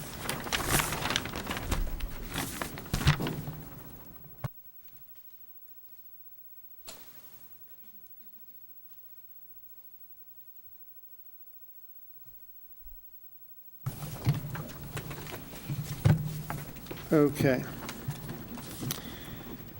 Moving on to new applications. The first one is application 2015-103, 656 River Road. Rizzoli Planning and Engineering LLC for Paul Blendori for wetland restoration. Okay, so this application is the result of a violation that occurred that resulted from unauthorized removal of vegetation that included trees and understory vegetation within wetland, watercourse, and buffer areas. Also, wood chip mulch had been distributed through the property that included the wetland and buffer areas also. A stop work order was issued in May, and a cease and correct order was issued in June 2015. An application has been submitted to correct the violation. That includes removal of the wood chips and installation of vegetation. However, the plan that was proposed is very general. The restoration of the southern wetland proposes to be replanted with ferns. There's no indication of the types of ferns, the size, or the number. Several trees are to be replaced in the buffer of the southern wetland, but again, we don't know the type, the species, the size. So this needs to be provided for the revisions for this application. There have been multiple trees that were removed at the front of the property, or more correctly, towards the back of the property, within 50 feet of the Mianus River. Staff counted about 6 to 10 that range between 4 and 9 inches in diameter that need to be replaced. So this should be part of the revised planting plan as well. There are many dead or dying trees that are very large on this property. They look like they are very hazardous. Just as a recommendation, not a requirement, staff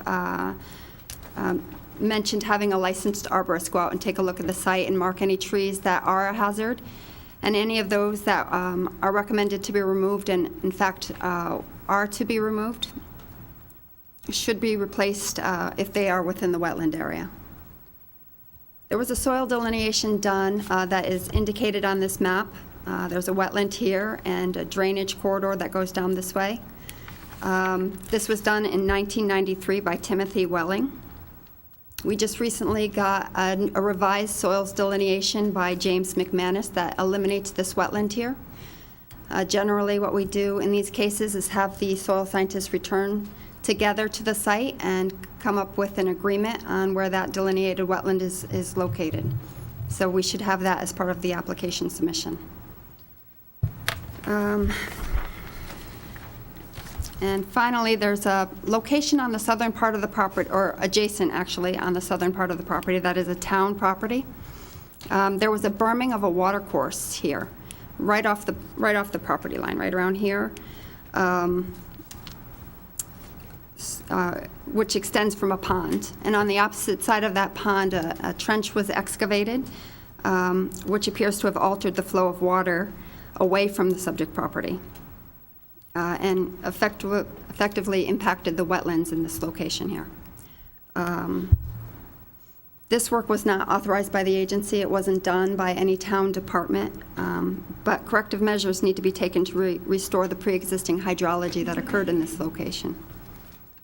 Staff has met with Bruce Spayman of Parks and Recs and visited the site today, and work will be done in the near future to remove that berm and correct that situation on that property. Bob Clossy may have additional information to that end, but otherwise staff is recommending a delay to this application until the issues that are addressed by the applicant. Okay, thank you, Doreen. Bob, you have anything to add?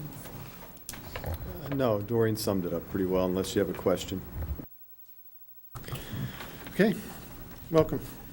Good evening, Mr. Chairman, members of the agency. I'm Joseph Rizzoli, Rizzoli Engineering in town. I think in light of the report by Mr. McManus that the southern wetland, in fact, is not a wetland, and I think Doreen and I may have agreed on the site that there's no watercourse either. So the protected areas become essentially the northern part along the river.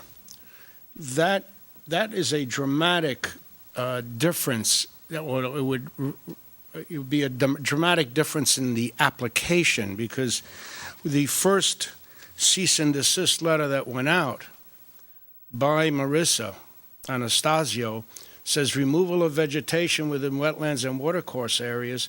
That would no longer apply if there's no wetland and you're beyond the 100-foot review zone. Filling in wetlands and watercourse areas would no longer apply, and piping in wetlands and watercourse areas would no longer apply.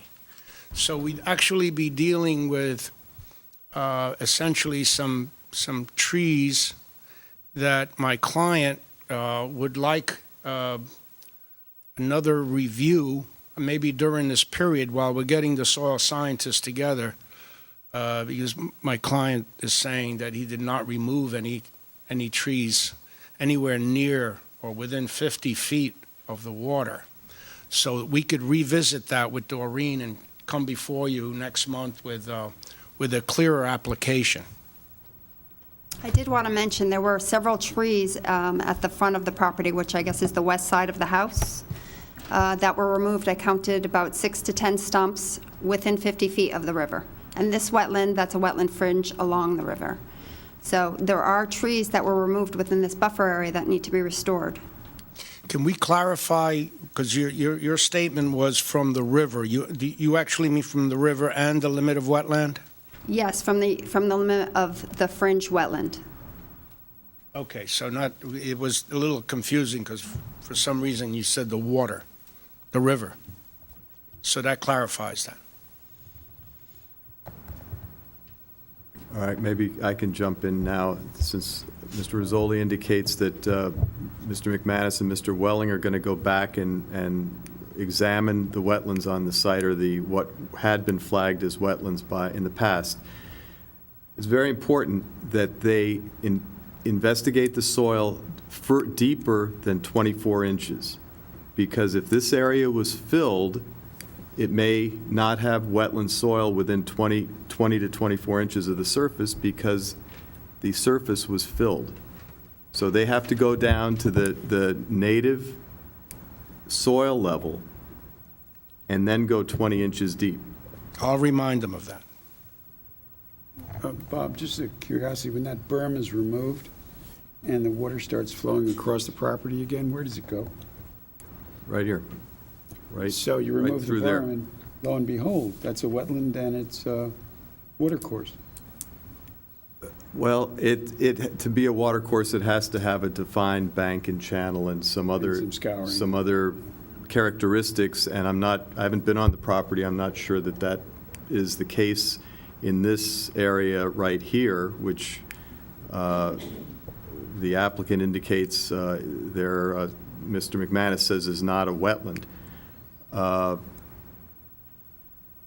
This area here may have a defined bank and channel and those other indicators that make it an intermittent watercourse if the water is allowed to flow there, yes. Thank you. So you have to take that into account as well, Mr. Rizzoli. Well, when the two soil scientists are there, I think they're qualified to determine if it's a watercourse by your definition. I think the agency probably would like staff to be on site as well when the two, When they're doing the work? yes, sir. Yep. Okay, noted.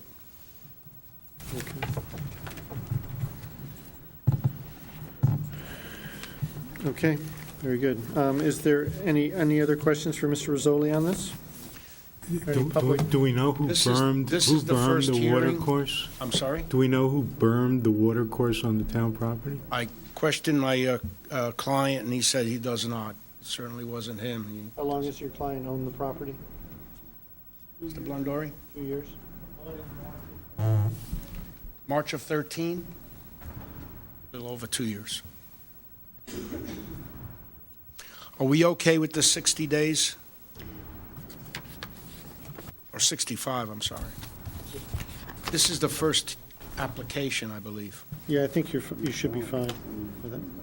You have till the end of November 26th. Okay, And it's good. your second 65 days. Thank you very much. Okay.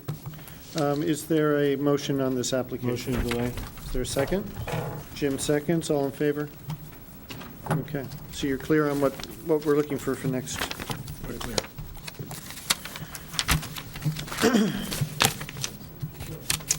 Okay, next application is 2015-110, 315 Stanwich Road, Glen Tobias, for installation of restoration plantings. Doreen? Okay. All right, so staff was asked to go out to this property to release the bond and to transfer the permit to the new property owner. A new house had been constructed and all the associated activities were completed, but the pool hadn't been completed, and the new owner wanted to maintain the permit so that they could do the pool down the road at some point. While on site, staff found about a 40 by 40 foot area that had been cleared of vegetation and understory primarily. It was on a moderate slope down to the wetland and a watercourse area. A stop work order was issued in July 1st, and a cease and correct order was issued July 13th, 2015. The current application is submitted that proposes 5 trees and 9 shrubs, and the remaining area will be seeded with perennials and grasses. This plan seems to adequately restore this area. Staff does recommend that the plantings be implemented by November 1st. Otherwise, put a certificate of violation on the land records. Otherwise, staff recommends issuing an order to correct with the conditions that are outlined in the staff report. Okay, thank you, Doreen. Welcome. Welcome. Good evening. I'm Louis Fusco, landscape architect, representing Glenn and Laura Tobias. I think Doreen summed up the project pretty clearly. My clients are new to the area, new to the home. Laura Tobias had her landscaper clean up some construction debris in that area. It's half of the area that is indicated in red falls within the actual 50-foot buffer. The rest of it is actually outside of the buffer, but we're going to be restoring all of that. I had some photos that were submitted originally back in July, and even since July, a lot of the area, I just took photos again, has come back and grown back. So a lot of vegetation has been added to it. But in addition, we will be adding the trees and shrubs in a variety, so it's not just a herbaceous low planting in there. And otherwise, I thank you, and if any other questions. Thank you. Any other questions for the applicant? No? Is there any public questions or comments? Motion approved. Thank you. Is there a second? Jim seconds. All in favor? Thank you very much. Thank you very much.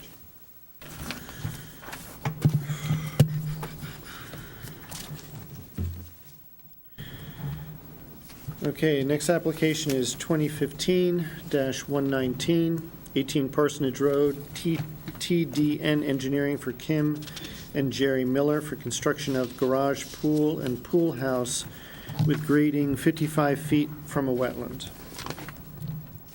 All right, there have been a couple of reviews and approvals on this property, starting in 2007, when the agency issued a permit to build a new single-family house here. In 2009, an agent approval was issued to basically complete the previously approved residence and construct a pool behind the house. That permit expired. The property owner now would like to build a pool, cabana, pergola, and associated retaining wall behind the house, and a detached garage over here to the side of the house. The configuration's a little bit different than what was previously approved. The infiltration system will be located about 10 feet closer to the edge of the wetland, still maintaining a 65-foot separating distance. The wetland on the west side of the property has been vegetatively changed over recent years, specifically between 2003 and 2008, when the current property owner was in residence. Trees were removed, and a good portion of this corner of the property was converted to turf grass. The rest of it is sort of rough lawn with trees along the edge. When staff brought this to the attention of the applicant, they hired landscape architect John Conti, who the agency's familiar with, and he came up with a plan that is before you in conjunction with the application to do the pool and detached garage. After reviewing this plan, staff feels it will very adequately restore both the wetland and enhance the intermittent water course that runs to the west through the corner of the property. And so I recommend, I would point out that the drainage has been reviewed and approved by engineering, so that the original purpose of the application that seemed to pass muster. I believe the restoration plan also passes muster. I'd recommend the agency set a deadline as indicated in the staff report for the installation of this planting plan, so we get this area restored in a timely fashion. And I recommend the agency issue a permit with the conditions in the staff report. Thank you, Bob. Welcome. Welcome. Good to be back. I have no other comments. I'm just here if you have any questions. John, is it reasonable that this planting plan should be installed by October 15, or would you rather have November 15? I'd rather have November 15. No, I mean, I just noticed among all of the planting plan deadlines that we've had this evening, October 15 is the earliest one. Well, it's next year, though. Excuse me. This work probably wouldn't even be completed. That's the only reason I noticed it. Yeah, during the spring, it's going to be a spring-summer construction, and so what we would like to have next fall to get it planted. I think we should be able to do that in September and October. We're okay with October 15th, but if you want to give me another month, that's fine.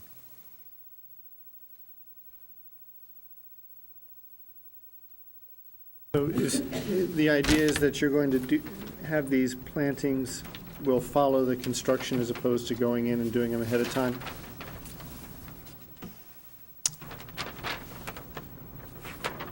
Well, depending on when everything gets up and running, I was anticipating that it would be a fall planting. So a fall planting a year from now? Yeah. The project is, the property is possibly undergoing an ownership change, and we're not going to be able to get started right away. Got it. Okay.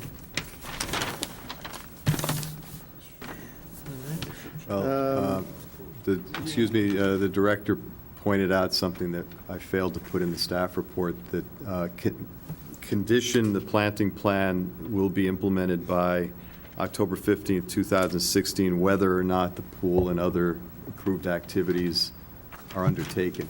This is a restoration that Right. should be done whether or not the rest of the work is done.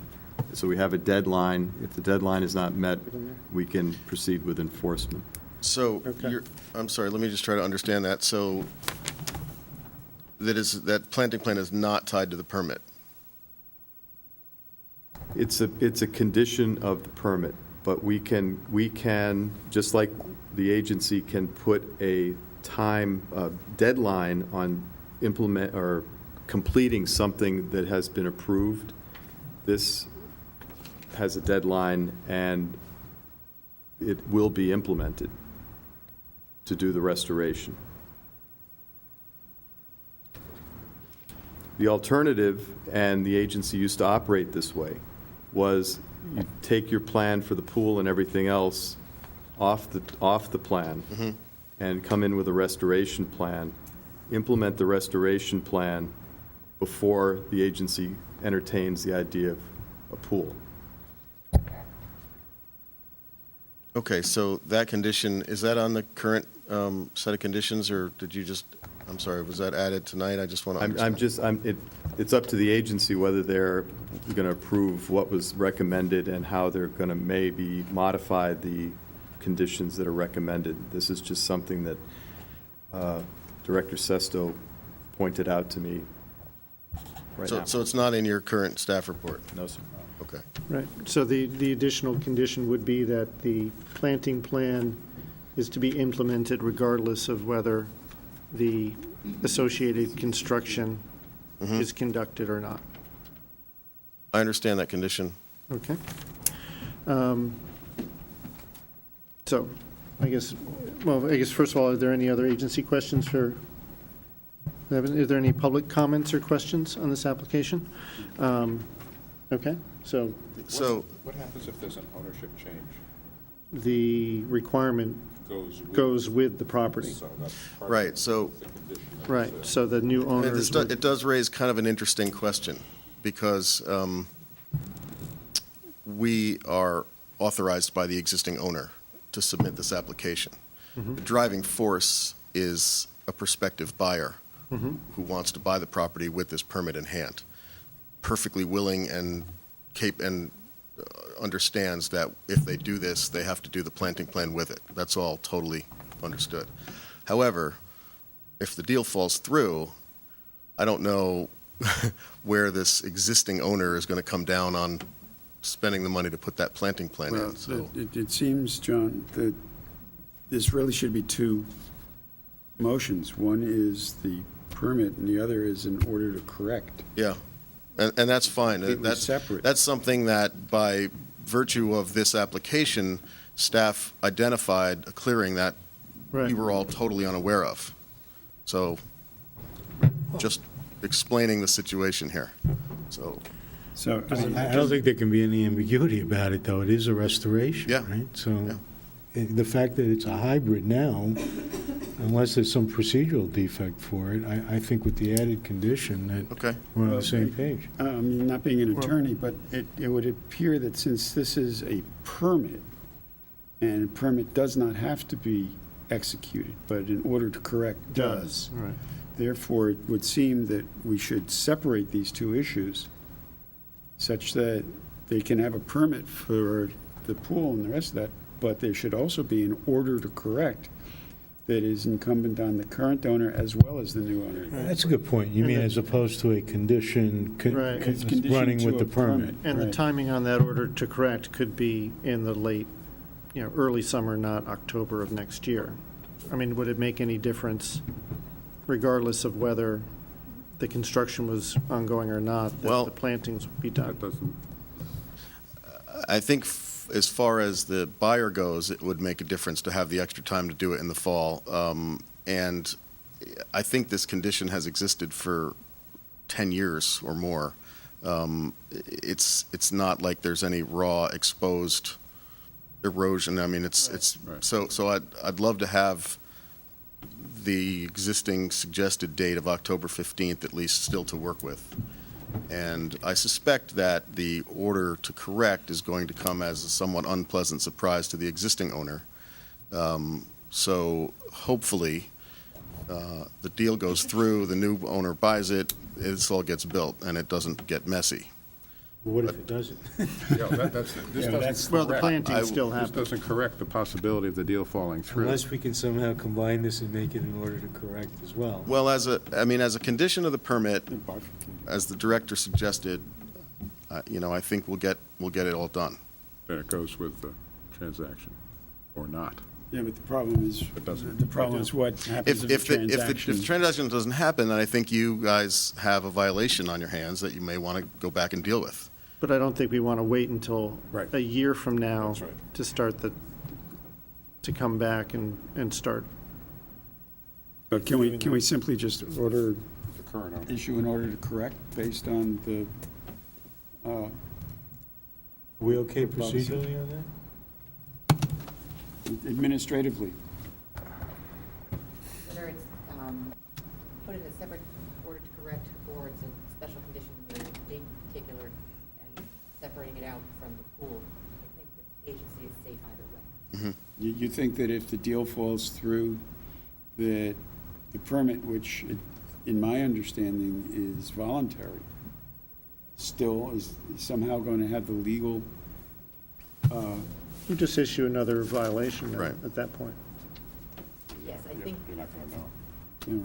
all right. I believe whether you call it a permit or an order to correct, I think you're not doing the agency any disservice. You're not exposing us to a risk of not being able to enforce it. I think it's equally enforceable. And that being said, I'd really like to go back to my client and say we've got a permit rather than an order to correct. So if it's all the same to you, Well, what I would suggest then is, let's do it as a permit, but explain to your client. certainly will. I already have, believe me, that's why there's a $50,000 planting plan in front of you. Right. They were originally looking at what they thought was an open lawn, and Okay. they've already come a long way towards correcting that, and have been very willing to do so. Fine. Okay. I'm still a little confused. If we add it as a condition and there isn't a restoration, we're going to move to correct the violation? Because the application includes the restoration plantings and the pool, the permit, and I don't want to get hung up on the word permits, but you could call it a corrective action permit just the same, and there's all kinds of terminology that are associated with these situations. But the existing body of this application consists of a pool and a restoration plan. The agency is just making it clear the pool is in fact optional, the restoration plan is not. And I don't think that you have to call it a corrective action order to make that happen. The record of the application is very clear that there's an existing violation. The correction of that violation was rolled into the permit, and they're distinct entities. I'll make a motion to approve with an additional condition that the restoration plan must be implemented. Well, are we sticking with the same date, same timetable? Yeah. October 15th. With the designated timetable and the additional proviso that that plan, the restoration plan, must be effectuated regardless of whether the permit work is conducted. And that's a corrective condition. Okay? I will second that motion and ask for whoever's in favor. All in favor? Thank you. Thank you.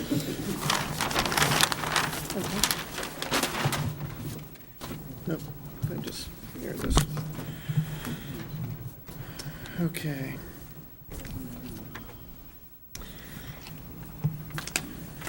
Okay, next application, 2015-120, 40 Sawmill Lane. Rocco V. DeAndrea Incorporated for Still Pond Road LLC for construction of pool pavilion, and patio, 45 feet from a wetland, and restoration plantings, 10 feet from a wetland.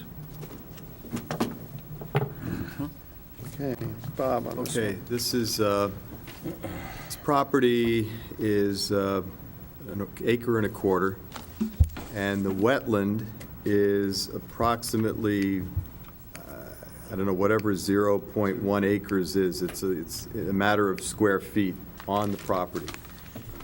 The applicant is looking to do some small structural bump outs on the house, patio, and modify the parking, well, actually, the driveway, create parking spaces here with, under a permeable pavement surface with infiltration system underneath. They're also looking to take an area that had previously been approved for a pool and pretty much prepared, there will be, for that pool, but the pool was never built. So they're looking to somewhat modify the plateau that was established here and build their pool with a, I think that's a little cabana or something, but it's that all of that work is very well removed from the wetland, and provided that these drains are disconnected as proposed on the plan. Let's see. There will be about a 2,600 square foot increase in impervious coverage, which I think includes the permeable pavement area, because DPW doesn't give you credit for that. Correct. So the stormwater management system has been reviewed and approved by DPW as being compliant with the drainage manual.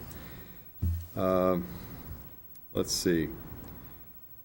I had a couple of comments about the importance of protecting or disconnecting these catch basins in the yard and in the driveway area. Also being aware that there's a catch basin out in Sawmill Lane. This is a paved driveway right now. They're not proposing to have a anti-tracking pad, but if in the process of particularly working on this pool area, it turns out they begin to track material across the front of the house and into the driveway, they may have to do some, whether it's daily sweeping or replacing the protective measure in this catch basin as needed. Just be aware of that, because that feeds right into wetland watercourse areas across the road. Let's see. While doing the site inspection for the application, staff observed a couple of recent tree stumps beyond the demarcation feature that had been established when the house was built back in under the 2004 permit. And the applicant did submit a restoration plan, which you got in your packet. And I had one comment about placing the winterberries near an existing drainage outfall, because they're a little bit, they like slightly wetter soil than this sloping buffer area would probably provide otherwise. And in this case, I recommend that the agency set a November 15th, 2015 deadline. I also provided you with a copy of an email from a neighbor who had some concerns. Some of these concerns regarded issues that the agency doesn't really have any jurisdiction over, like noise. And the issues that the agency does have jurisdiction over, I personally don't think the potential for impact is very great. So while I appreciate the neighbor coming in and taking the time to write the email, I didn't think it was anything to be terribly concerned about in the end. So I recommend the agency issue a permit with the conditions in the staff report. Okay, thank you, Bob. Good evening, Tony DeAndrea, representing the applicant. We have reviewed the comments and the recommendations and the staff and the permit conditions with the applicant, and they're aware of those and have no objection. And the planting will be done prior to November 15th. And the comments made by Mr. Clausy regarding the modifications to the planting plan are understood and will be implemented. So with that, I would close unless you have some questions. Okay. Are there any questions for Mr. DeAndrea regarding this application? Is there additional public comment or questions here? Is Ms. Markey in the audience? Does she want to say anything? No? Okay. May I have a motion, please? Anyone care to make a motion on this? Motion to approve. Okay, Elliot motions to approve, I'll second. and Bill seconds. All in favor? Thank you. Thank you.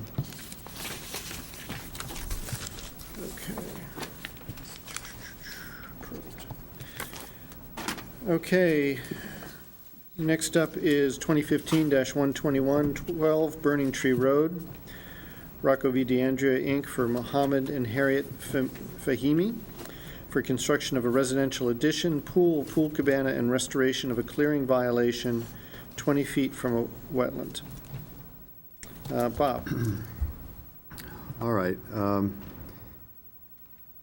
The agency has reviewed one previous application on this property, which was back in 2000. At that time, the on-site wetland was delineated here in the northeast corner of the property. That wetland really doesn't appear to have changed any in the intervening years. The current owners would like to build an addition behind their house over here, slightly modify their driveway to match the new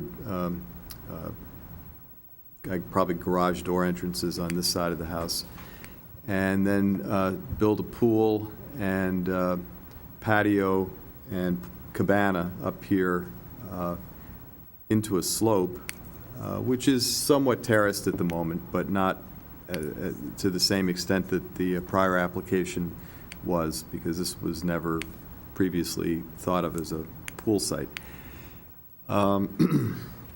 The drainage from all of the new surfaces is going to be directed to a rain garden here in the wetland buffer, which will be underlain by infiltration galleries.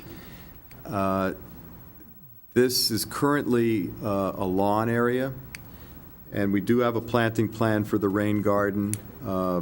I think the rain garden and planting plan will be an improvement to this wetland edge. The DPW Engineering Division has found the drainage design to be compliant with the town's drainage manual. All right, I think I'm going to stop looking at old GIS aerials because I seem to be seeing too much these days.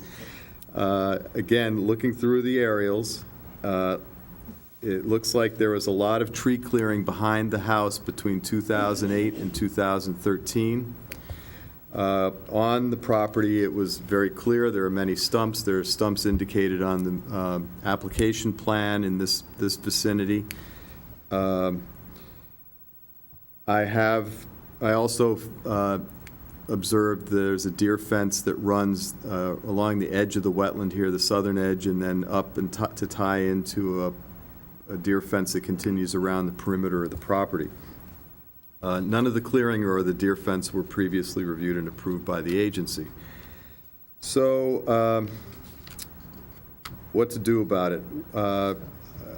Staff recommended that the applicant prepare a restoration plan, which we've received, prepared by Environmental Land Solutions.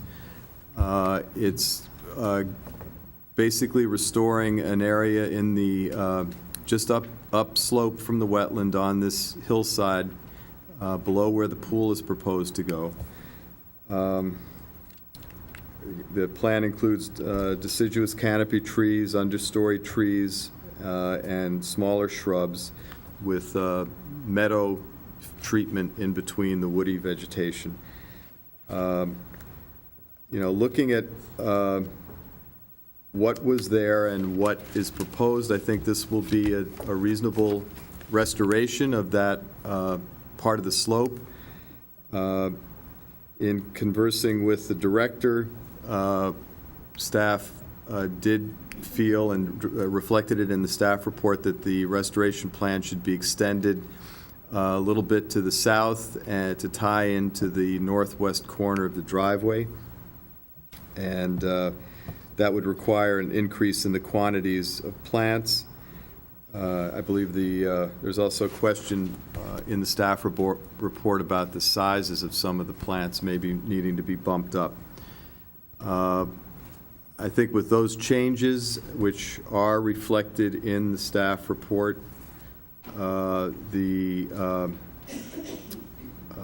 and a deadline of November 15th of this year for the implementation of the plan, we will get a restoration of that slope and a protection of the wetland going into the winter. Regarding the deer fence, although it hadn't been reviewed and approved, I think it, with all the planting going to be done on the property, it will provide needed protection for the plants. I've recommended the bottom of the fence be raised 6 inches off the ground within 35 feet of the wetland. And as I say, if the applicant or Mr. DeAndrea could identify the company that installed the deer fence, I'd like to call them and educate them about installing deer fences near wetlands.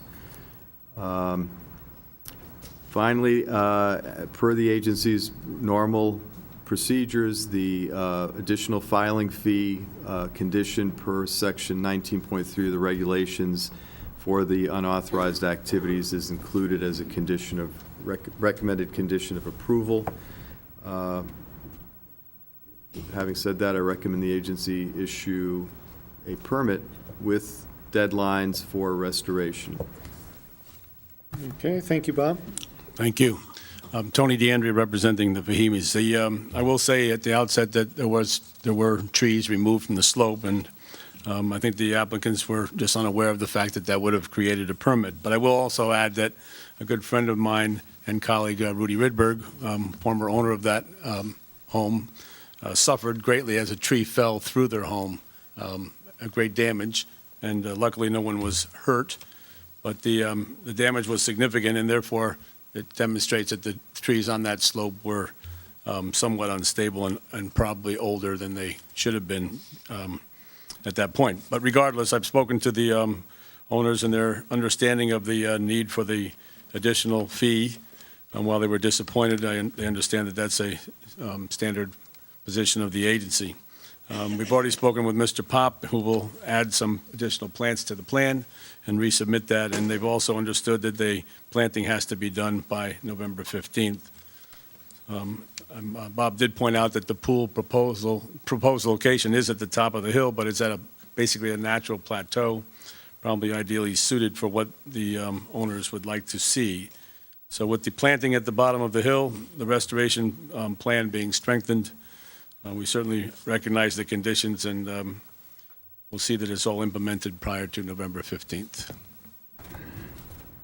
Thank you, Tony. Are there any questions for Mr. DeAndrea at this point? No? Are there any public questions or comments on this application? Okay, could I just, Please. I don't know why I missed this, but I'd recommend that if a motion's made to approve this, that the condition about the restoration planting plan deadline, just a phrase be inserted there that the permittee shall implement a restoration planting plan revised per the staff report, Right. and et cetera, because I didn't tie those two things together there. Okay. Thank you. Would someone like to make a motion? Okay. I can make a motion to, I'll make the motion then, to approve the plan with the proviso that the revised planning plan be reviewed with staff prior to final approval. And is there a second? Bill seconds? No, Joe seconds. All in favor? All right. Thank you very much. Thank you.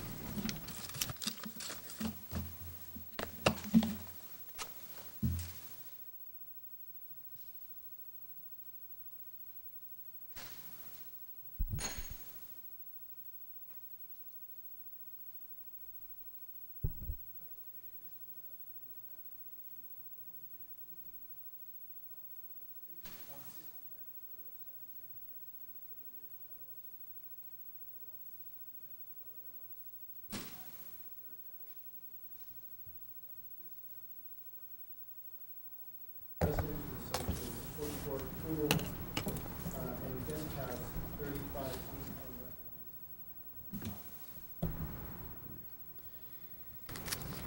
All right.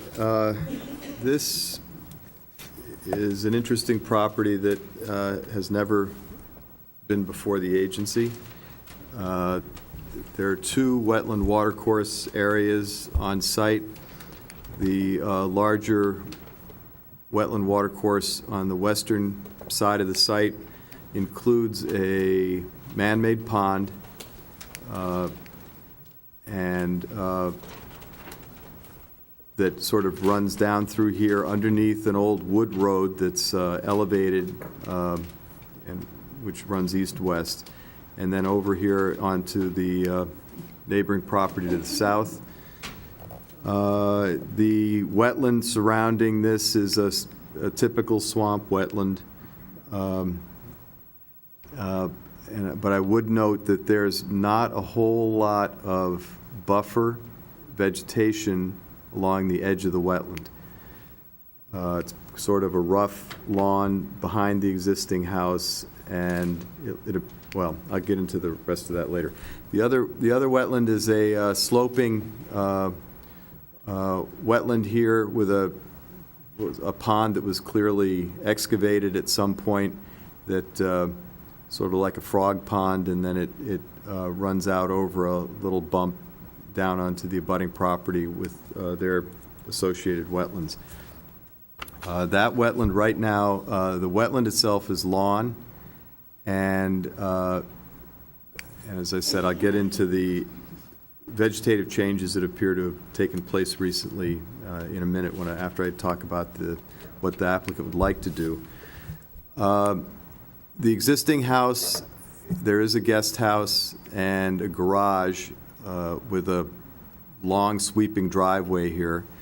The improvements are along the ridge line of the property between the two wetland pockets.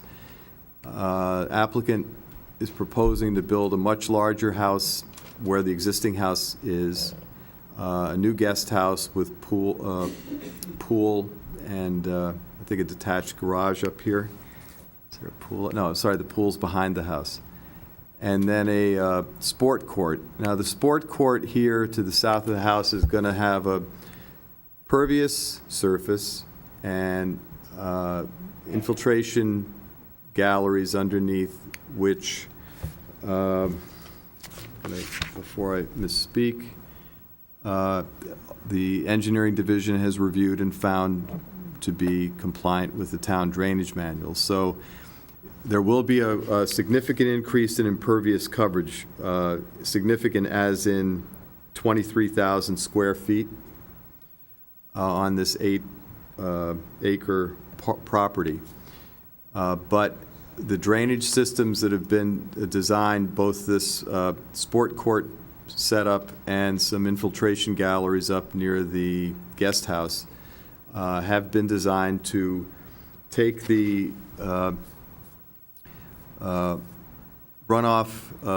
peak runoff rates, maintain them at or below existing conditions through the 50 to 100 to the 100-year storm, and will also reduce peak runoff volumes between the 10 to 100-year storm, depending on which point of concern you're talking about. There are 3 points of concern on this property. Okay. The proposed improvements, I'm not sure where the 35-foot statement in the agenda came from, but the proposed house and guest house are about 110 feet from the wetlands. Okay. The sport court is, all right, and the pool is about 75 feet. So sport court is the closest thing.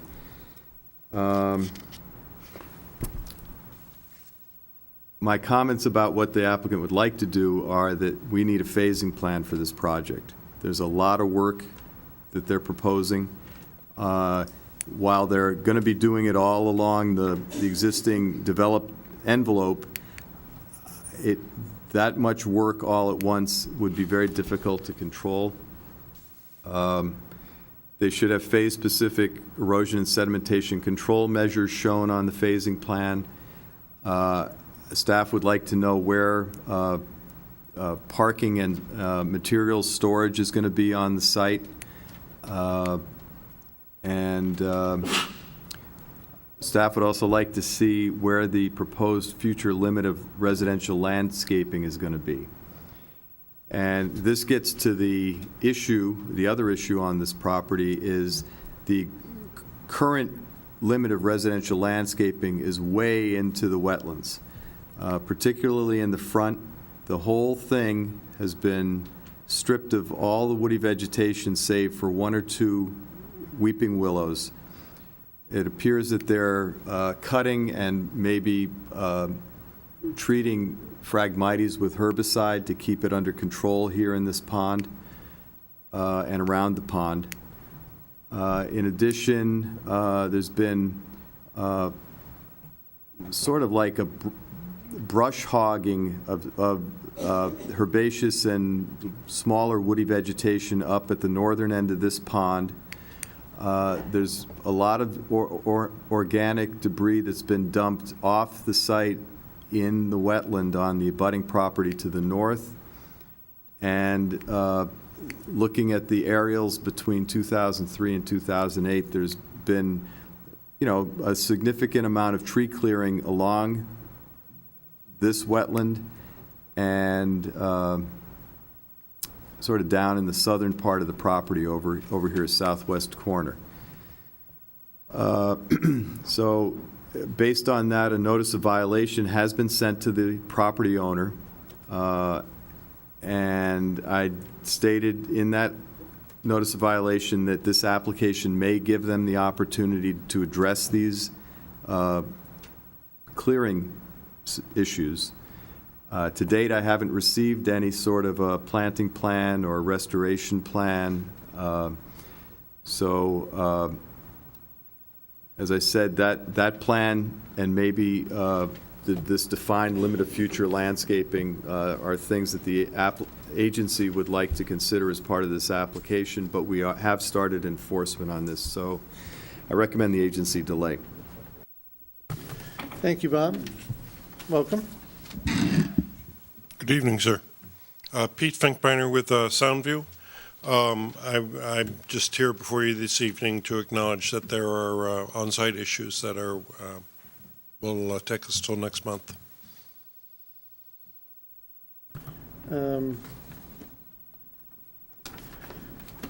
Yeah, I guess what I'd like to see is a restoration plan before we even start looking at a development plan for the property, based upon the amount of violations that are on here. So I think it's almost too soon to be looking at a development plan until we've addressed all the violation issues. Yes, sir. Understood.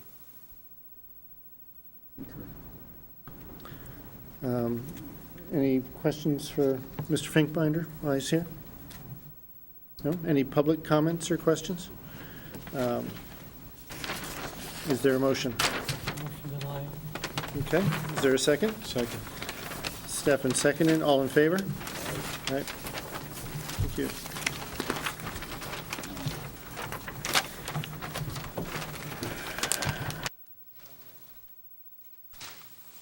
Okay. What was that? That was Bedford, right? Okay, next up is 2015-125, 23 Normandy Lane, Soundview Engineers and Land Surveyors, LLC for Normandy Holdings, LLC for demolition of existing residential structures and construction of a new single-family residence and a pool 35 feet from a wetland. So this is, as described, a parcel that has homes listing on it. Standard colonial style home, and there is a pool right in this area, and a small pool house. And those features back up to this small wetland area on site.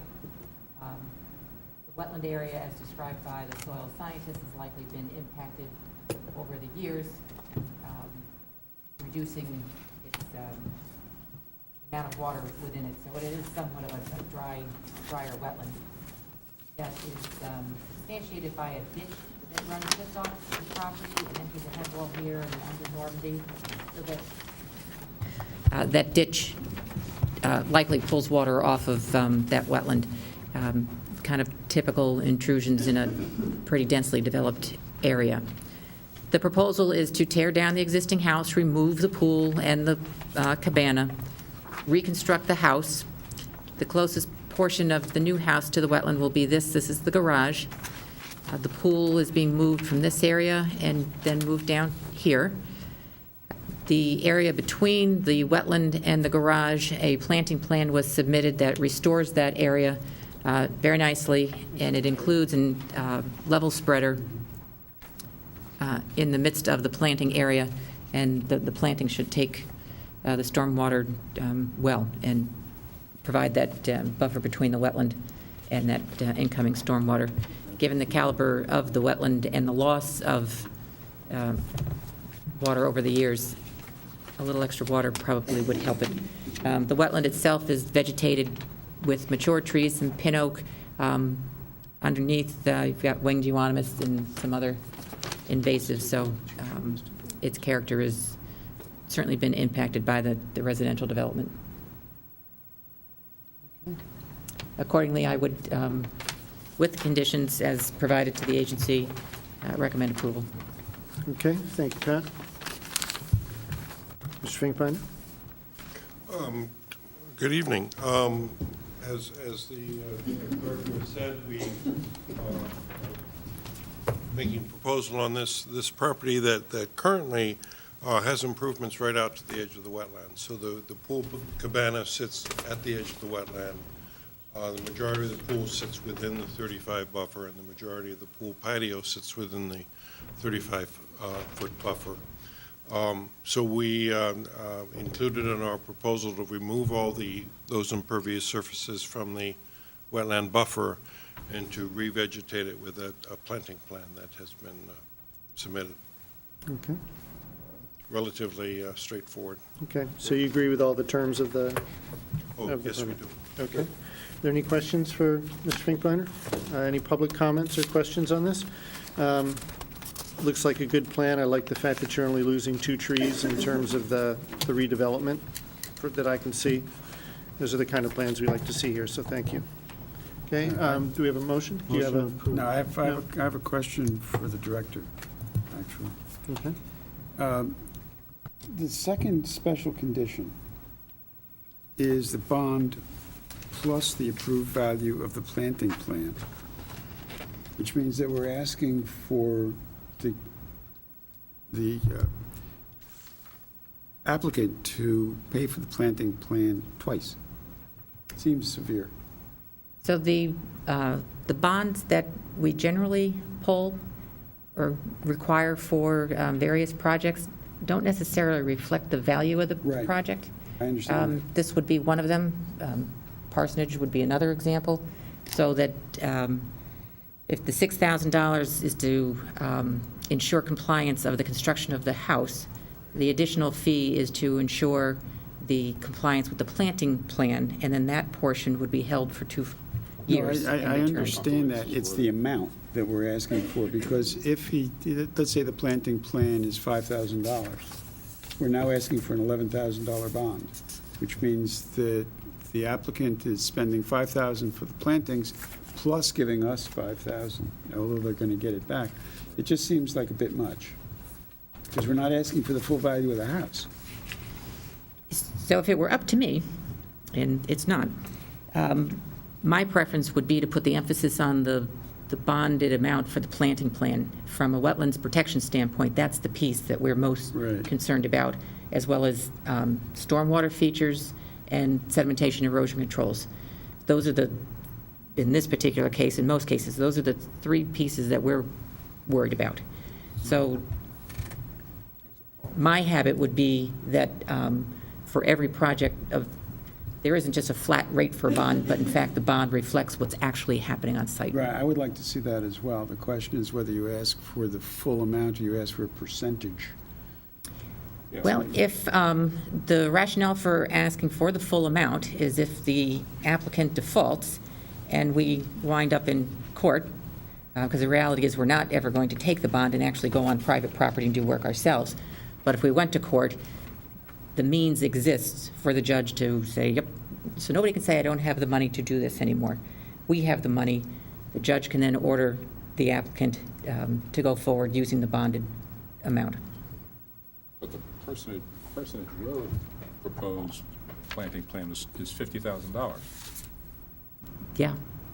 That, I don't want to challenge the cost of that. That seems pretty expensive to me. Well, even if it's 40,000, 35,000, still, I think Elliot's point is valid. I mean, I don't think we could not escape a lot of pushback.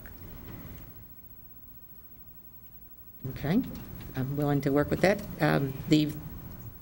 I have had occasions where people prefer to go to nurseries that are of exceptional quality, and there's generally a price tag that goes with it. That is not the price tag that we have to set a bond based on. It has to be based on a reasonable expectation that one could procure the plantings and have them installed. Not, your Uncle Louie can't provide you the special family discount, but you don't have to go to necessarily the highest. We don't have to bond based on the highest estimate out there, just a reasonable ability to implement it. I would say the 50,000 is, it's going to be a lovely restoration. But real world, I mean, if Uncle Louie were to do the work for a very favorable price versus some other option, we don't care as long as it complies with... Uncle Louie probably wouldn't extend that to us. So that's... Mr.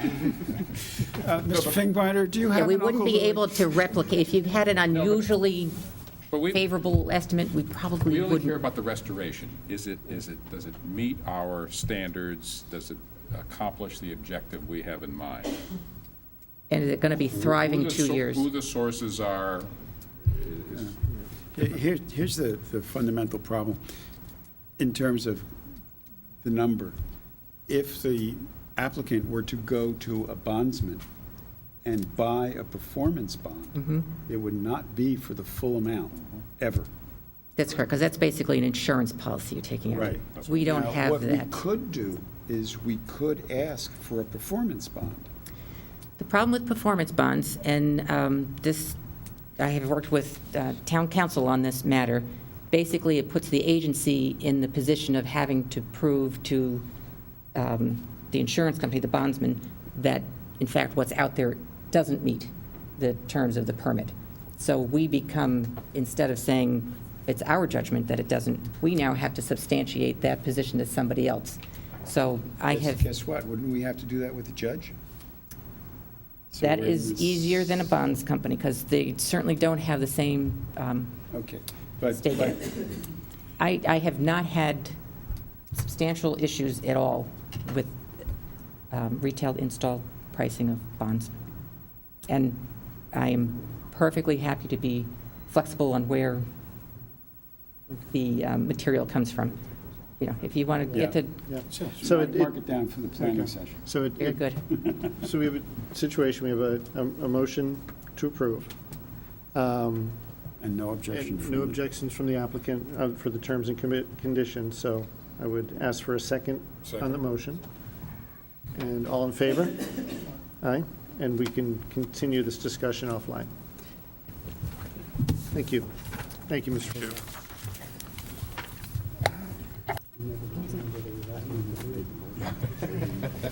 I want to He's a mechanic. Okay. Who made that motion, please? Who made the motion? I made the motion. I second. I second. Okay, thank you. Stefan made it. Okay. Okay, next up, applications to be received. What does that mean? We didn't do Pine Ridge Road, did we? Oh, Pine Ridge Road. No, we didn't. 2015-126, 29 and 51 Pine Ridge Road, Environmental Land Solutions LLC for Claire Houslop Walsh, for installation of restoration plantings in and adjacent to a wetland and stream. Okay. I remember this one. agency recently considered two cease and correct orders on Pine Ridge Road. One was issued to, cease and correct order 2015-14 was issued to 29 Pine Ridge Road, the Waterbury residence, and cease and correct order 2015-15 was issued to 51 Pine Ridge Road, the Walsh residence. 51 is here, 29 is here. The backstory on this is this summer, the property owners of 51, the Walshes, hired a tree company to come in and do some tree clearing, and that tree clearing extended not only off their property into 29 Pine Ridge Road, but into a wetland area on 29 Pine Ridge Road, and was largely within or completely within the upland review area of the wetland on both properties. An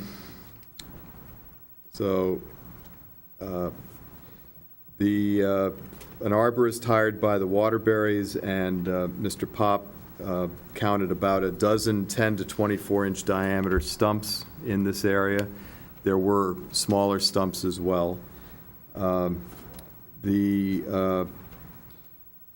Walshes accepted the responsibility for having had this work done, have been working with the Waterburys to come up with this restoration plan. The Waterburys consented to the submission of this application. The Walshes have paid the additional filing fee to file the application, in addition to a $1,000 fine that was issued on a citation. The tree contractor also paid a fine. So the restoration plan that's been submitted has been, as I understand it, agreed to by the Waterburys, and includes 11 deciduous canopy trees, 8 evergreen canopy trees, 5 understory trees, and 32 shrubs, with a native seed mix to be sown in between the trees and in any disturbed areas. I think staff thinks that implementing this plan very soon will be important to protect the wetland and watercourse and begin the restoration of this area to something like its former condition. Deer protection is going to be very important here, and while the restoration plan mentions deer repellent, I think other measures such as deer fencing may be needed to protect the woody plants. And I've included a proposed condition of approval that, based on staff review and approval, additional protective measures may be implemented. So leaving the door open for any and all measures to be taken to protect these plants. So I recommend the agency issue an order to correct within November 15th, 2015 planting deadline, or else a certificate of violation is to be filed on the land records for 51 Pine Ridge Road, and additional enforcement action will be initiated against Mr. and Mrs. Walsh. But, you know, given their responsiveness once they figured out what they had done, I'm hoping this will be resolved this fall.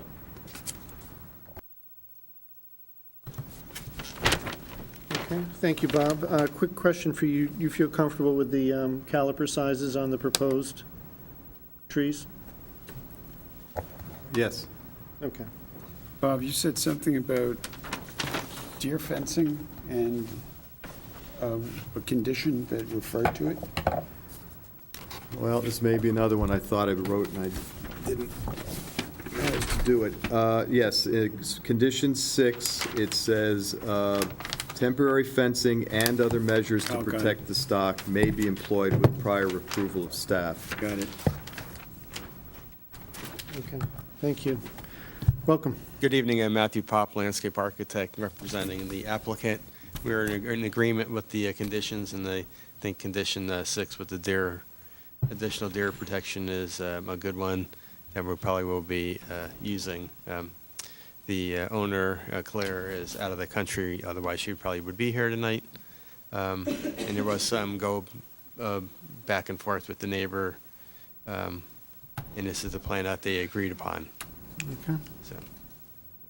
Very good. Yeah, I would think that deer fencing is kind of a must-have in this situation. Again, we'll have to see, because most of the deer fencing will be on the neighbor's property, so we'll have to see how they're in agreement with it. Right, unless they want to be replanting in another 2 year years. from now. Is there any questions for Mr. Pop? No? Are there any comments, public comments or questions? Please.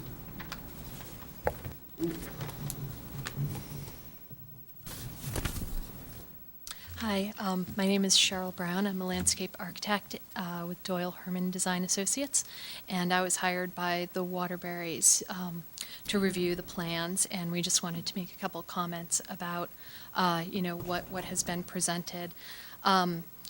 We looked at the first plan and felt like it was not sufficient.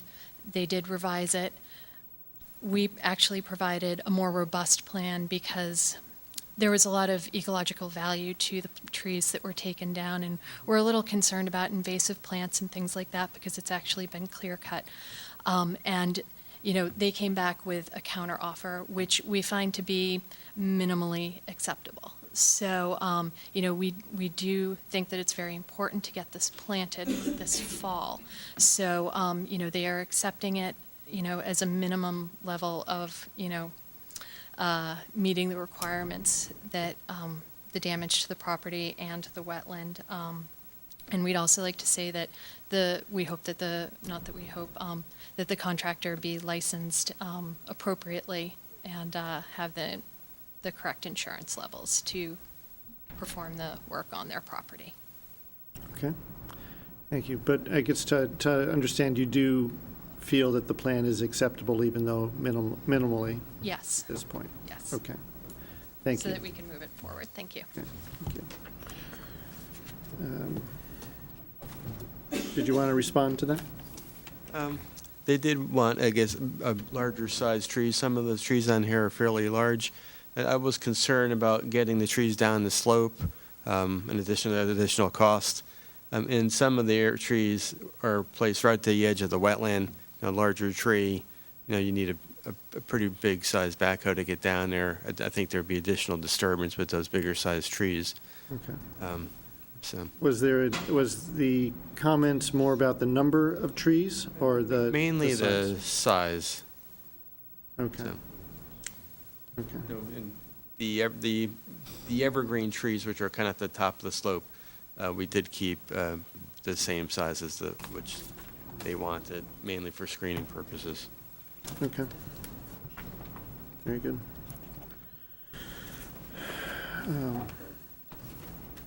Okay, are there any other questions or comments, public or otherwise? Would someone like to make a motion on this application?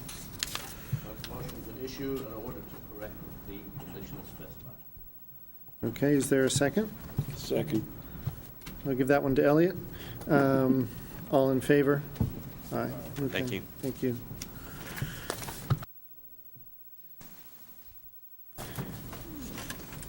Next up is 2015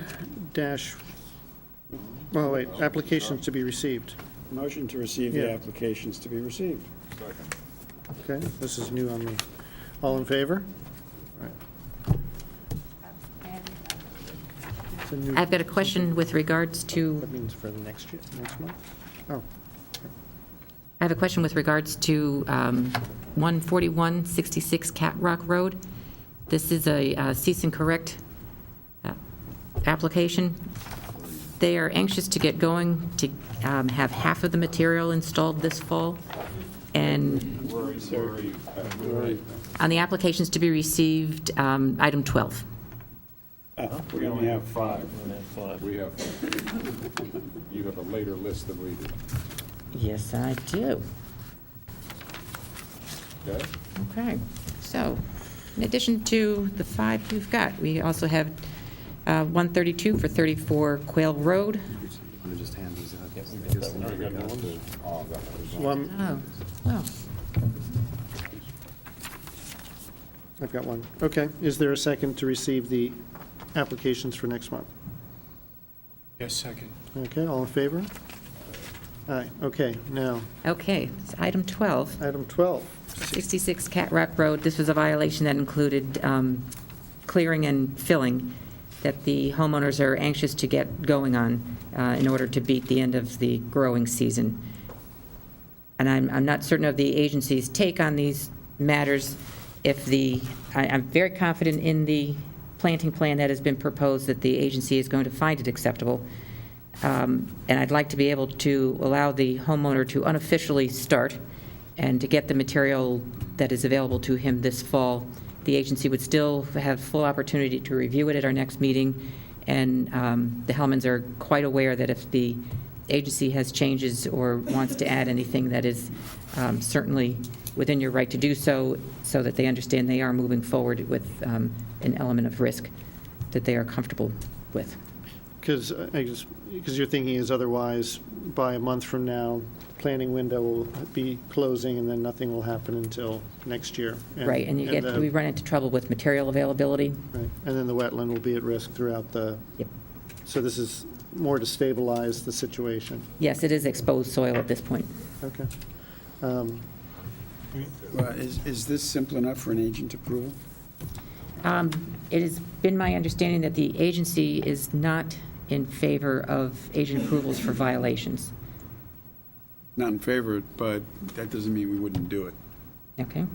Right. It's a pretty straightforward, an area was filled adjacent to a wetland, not in a wetland. That fill needs to be pulled out, and the planting plan was devised by Young's Nurseries. And there's a planting station consisting of 3 to 5 shrubs or 1 tree every 15 feet on center. So it is a thorough plan. Okay. I guess my opinion is I don't have an issue with it. I think it would make sense to proceed that way in this instance, given that it'll help stabilize the wetland before winter comes. I'm not sure how the rest of the agency feels. My only comment is, and it doesn't seem to be applicable in this situation, but theoretically, if you give that type of informal go-ahead and then someone makes a commitment to get the process started and the plan is either rejected or so radically modified that whatever expenditures they undertook aren't appropriate any longer, I'm just considering the consequence to the agency. So there might be some form of a need for a release, albeit an informal one. I would not bring to the agency a plan that I thought was even close to being marginal. This planting plan has a planting station every 15 feet on center. And Yeah, I get it for this plan. So- I'm saying in terms of a policy question of doing this going forward, we have to make sure we limit it to these very short Yes. thing scenarios. Yep, where there's Failing a which, clear reason why. yeah. Right. In this particular situation, I would suggest an agent approval so that there is an actual approval.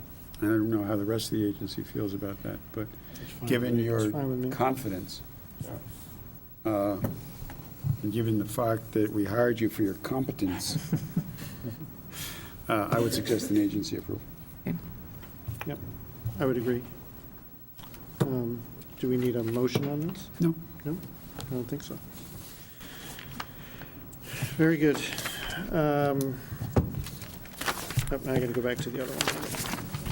Now we go back to violations. Yep. Okay, 2 violations No, to 4 talk about. violations. What? No, you're looking at the wrong one. I went back to the previous. Are we actually back? Oh, okay. We're back on this one now. Yeah, you want the Yeah. updated Okay. Fair 4 enough. violations. 4 violations. Do you have any? I'll share with you. You can read along. First violation, cease and correct order 2015-21 for LLC, say that 5 times fast, 723 Lake Avenue, unauthorized replacement of native vegetation with turf grass, deposition of organic material, and installation of a fence within and adjacent to wetland and watercourse areas. Mr. Clausen. Yeah. All right, I guess I'm reading into the record the few items in this file. There are notes, GIS images from 2008 and 2013, and photos from application 2061 that staff reviewed during the background research on application 2015-113, which was agent-approved septic repair. Staff report on application 2015-113 dated September 3rd, 2015. Notice of violation sent to ELEL LLC dated September 16th, 2015. Violation summary dated September 16th, 2015, which you all have. And a cease and correct order, 2015-21. It was issued to LLC on September 21st, 2015.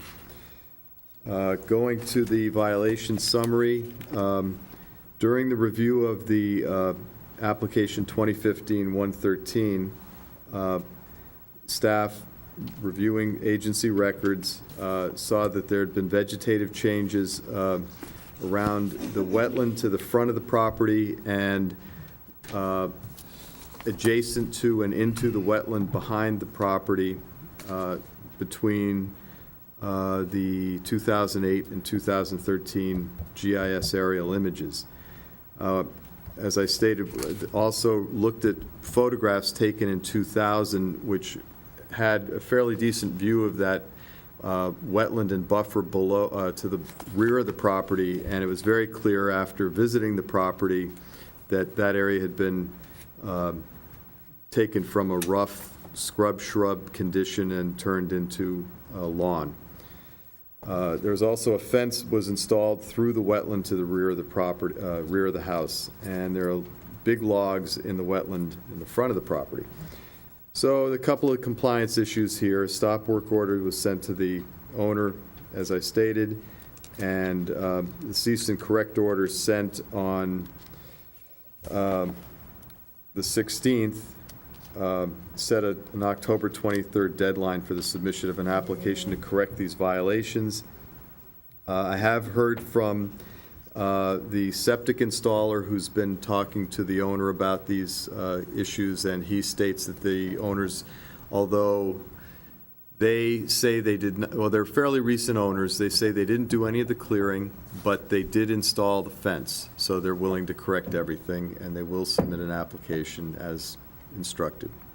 So I recommend the agency maintain cease and correct order 2015-21, and affirm this October 23rd deadline for an application.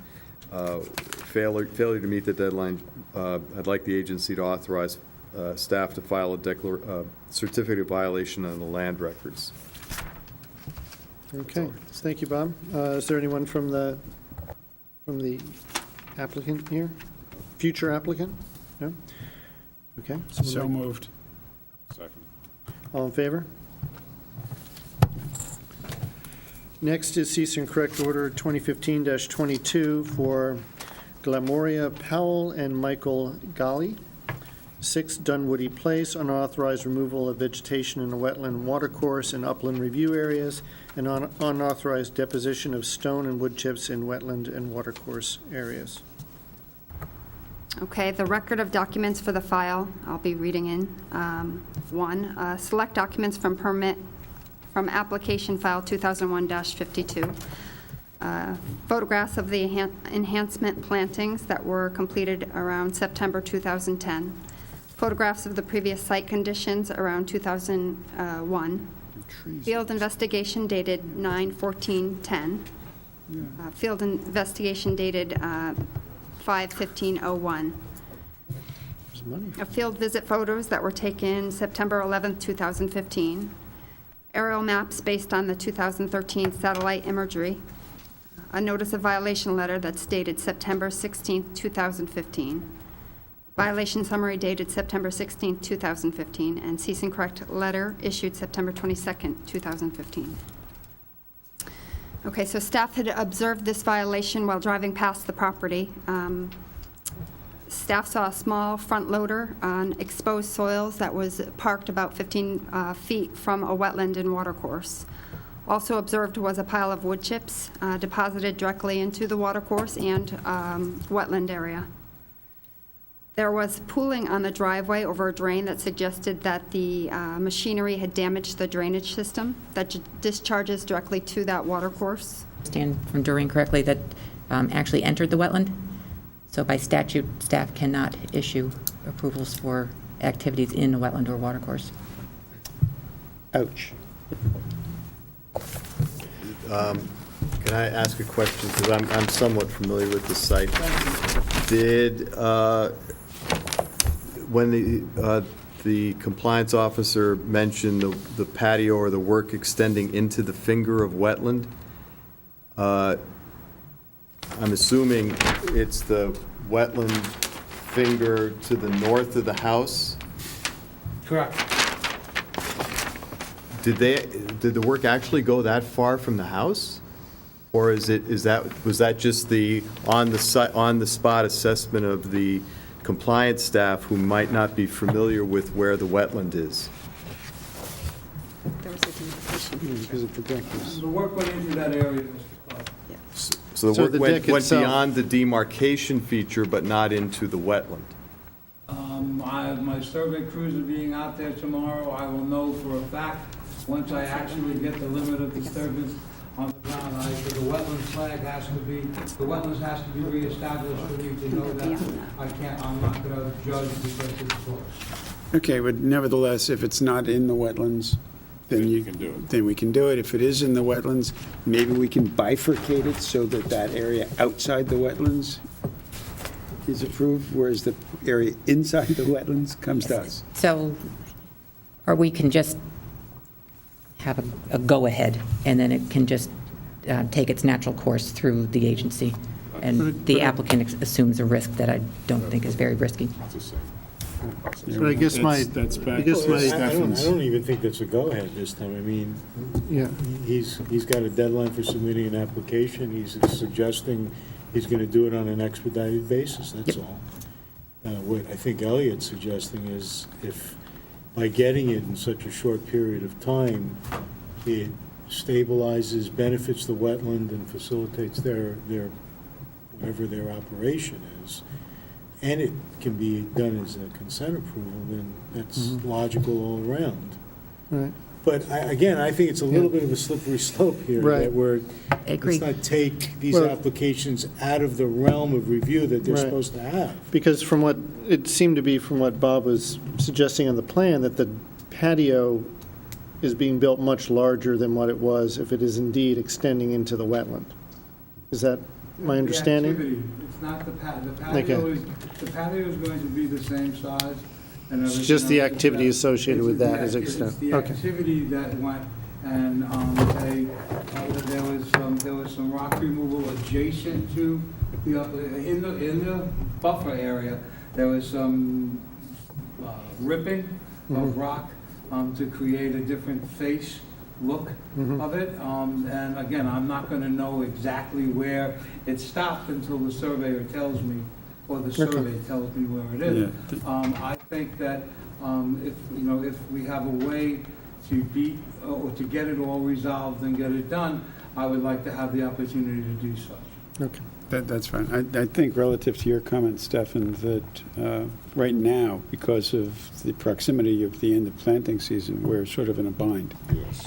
But we're not really. Well, let's saying just that- say for the record then, you can proceed any way you want and as expedited as you want, but it's without waiver or prejudice of the agency's right to have this as a formal review. Agreed, I understand that. Okay. Okay. Well said. Please. So we have a motion to maintain the cease and correct order pending, pending an application. Okay, second? Second. All in favor? All right. Done. Okay, thank you.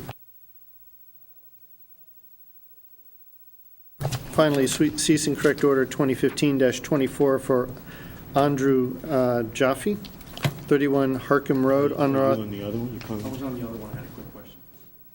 You might have to wait till we're done with this one. yeah, just saying, unauthorized removal of trees and woody vegetation from wetlands and upland review areas.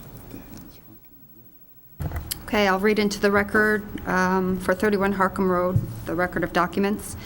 An email dated July 13th through July 17th between staff and Gregory Kogan, PLS. A green sheet questionnaire dated September 2nd, 2015. Improvement location survey at 31 Harcum Road dated August 21st, 2015. A GIS map dated 2008. Field visit photos taken September 24th, 2015. Violation summary and cease and correct letter issued September 25th, 2015. Email from compliance officer to homeowner Andrew Jaffe, if I said that correctly, dated September 25th and 26th, 2015. Okay, so this one was handed out to you at the beginning of the agency meeting. Staff, again, had another green sheet for the construction of an addition. It was determined that a wetland permit would not be required because the addition was outside of the 100-foot setback. Staff did conduct a site inspection and found that the entire slope leading down to the Byram River had been cleared of the understory, and the area had been seeded with grass. Staff counted well over 25 tree stumps ranging roughly between 4 and 12 inches in diameter. The tree canopy, however, is still intact. There were no erosion controls implemented at the time of this site inspection. The homeowners are here tonight. They've been very responsive to staff and explained that their intentions was to clean the area of garbage and debris that had been thrown over the slope by the previous homeowner. They just recently bought the property this past summer. Cease and correct over. Okay, well, thank you then. That's all we need. That's all we need. Thank you. We have a motion on this. Motion to approve the staff recommendation. Okay, second. Bill seconded, all in favor? Aye. Okay. Motion release bonds. Second. All in favor? All right, done. Now, you had a question. Question for staff? Yeah, well, I guess for anyone, everyone. Okay, staff probably then would be, It's my understanding that the homeowner hired another company. The job that I was hired to do is now completed. So. unfortunately. I know she's, going to apply for it. She's got whatever that is, but my question is, I was given a fine and also an application that I probably won't be filling out because I'm not sure, she's not, not obligated to hire me again.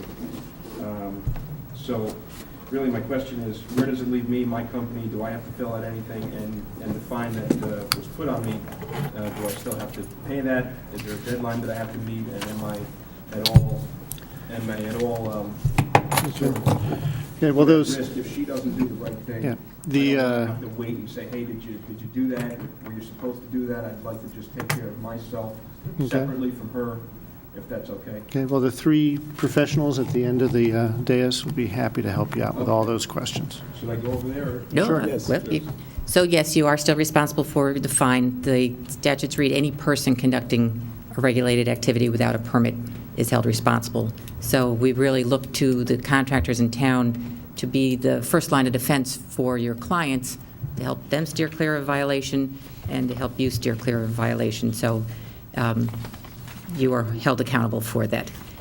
At any time, if you're ever bidding on a job and you want to know if it's wetlands or not, you just give us a call and we'll help you figure that out as soon as we can, so you can get on with your business.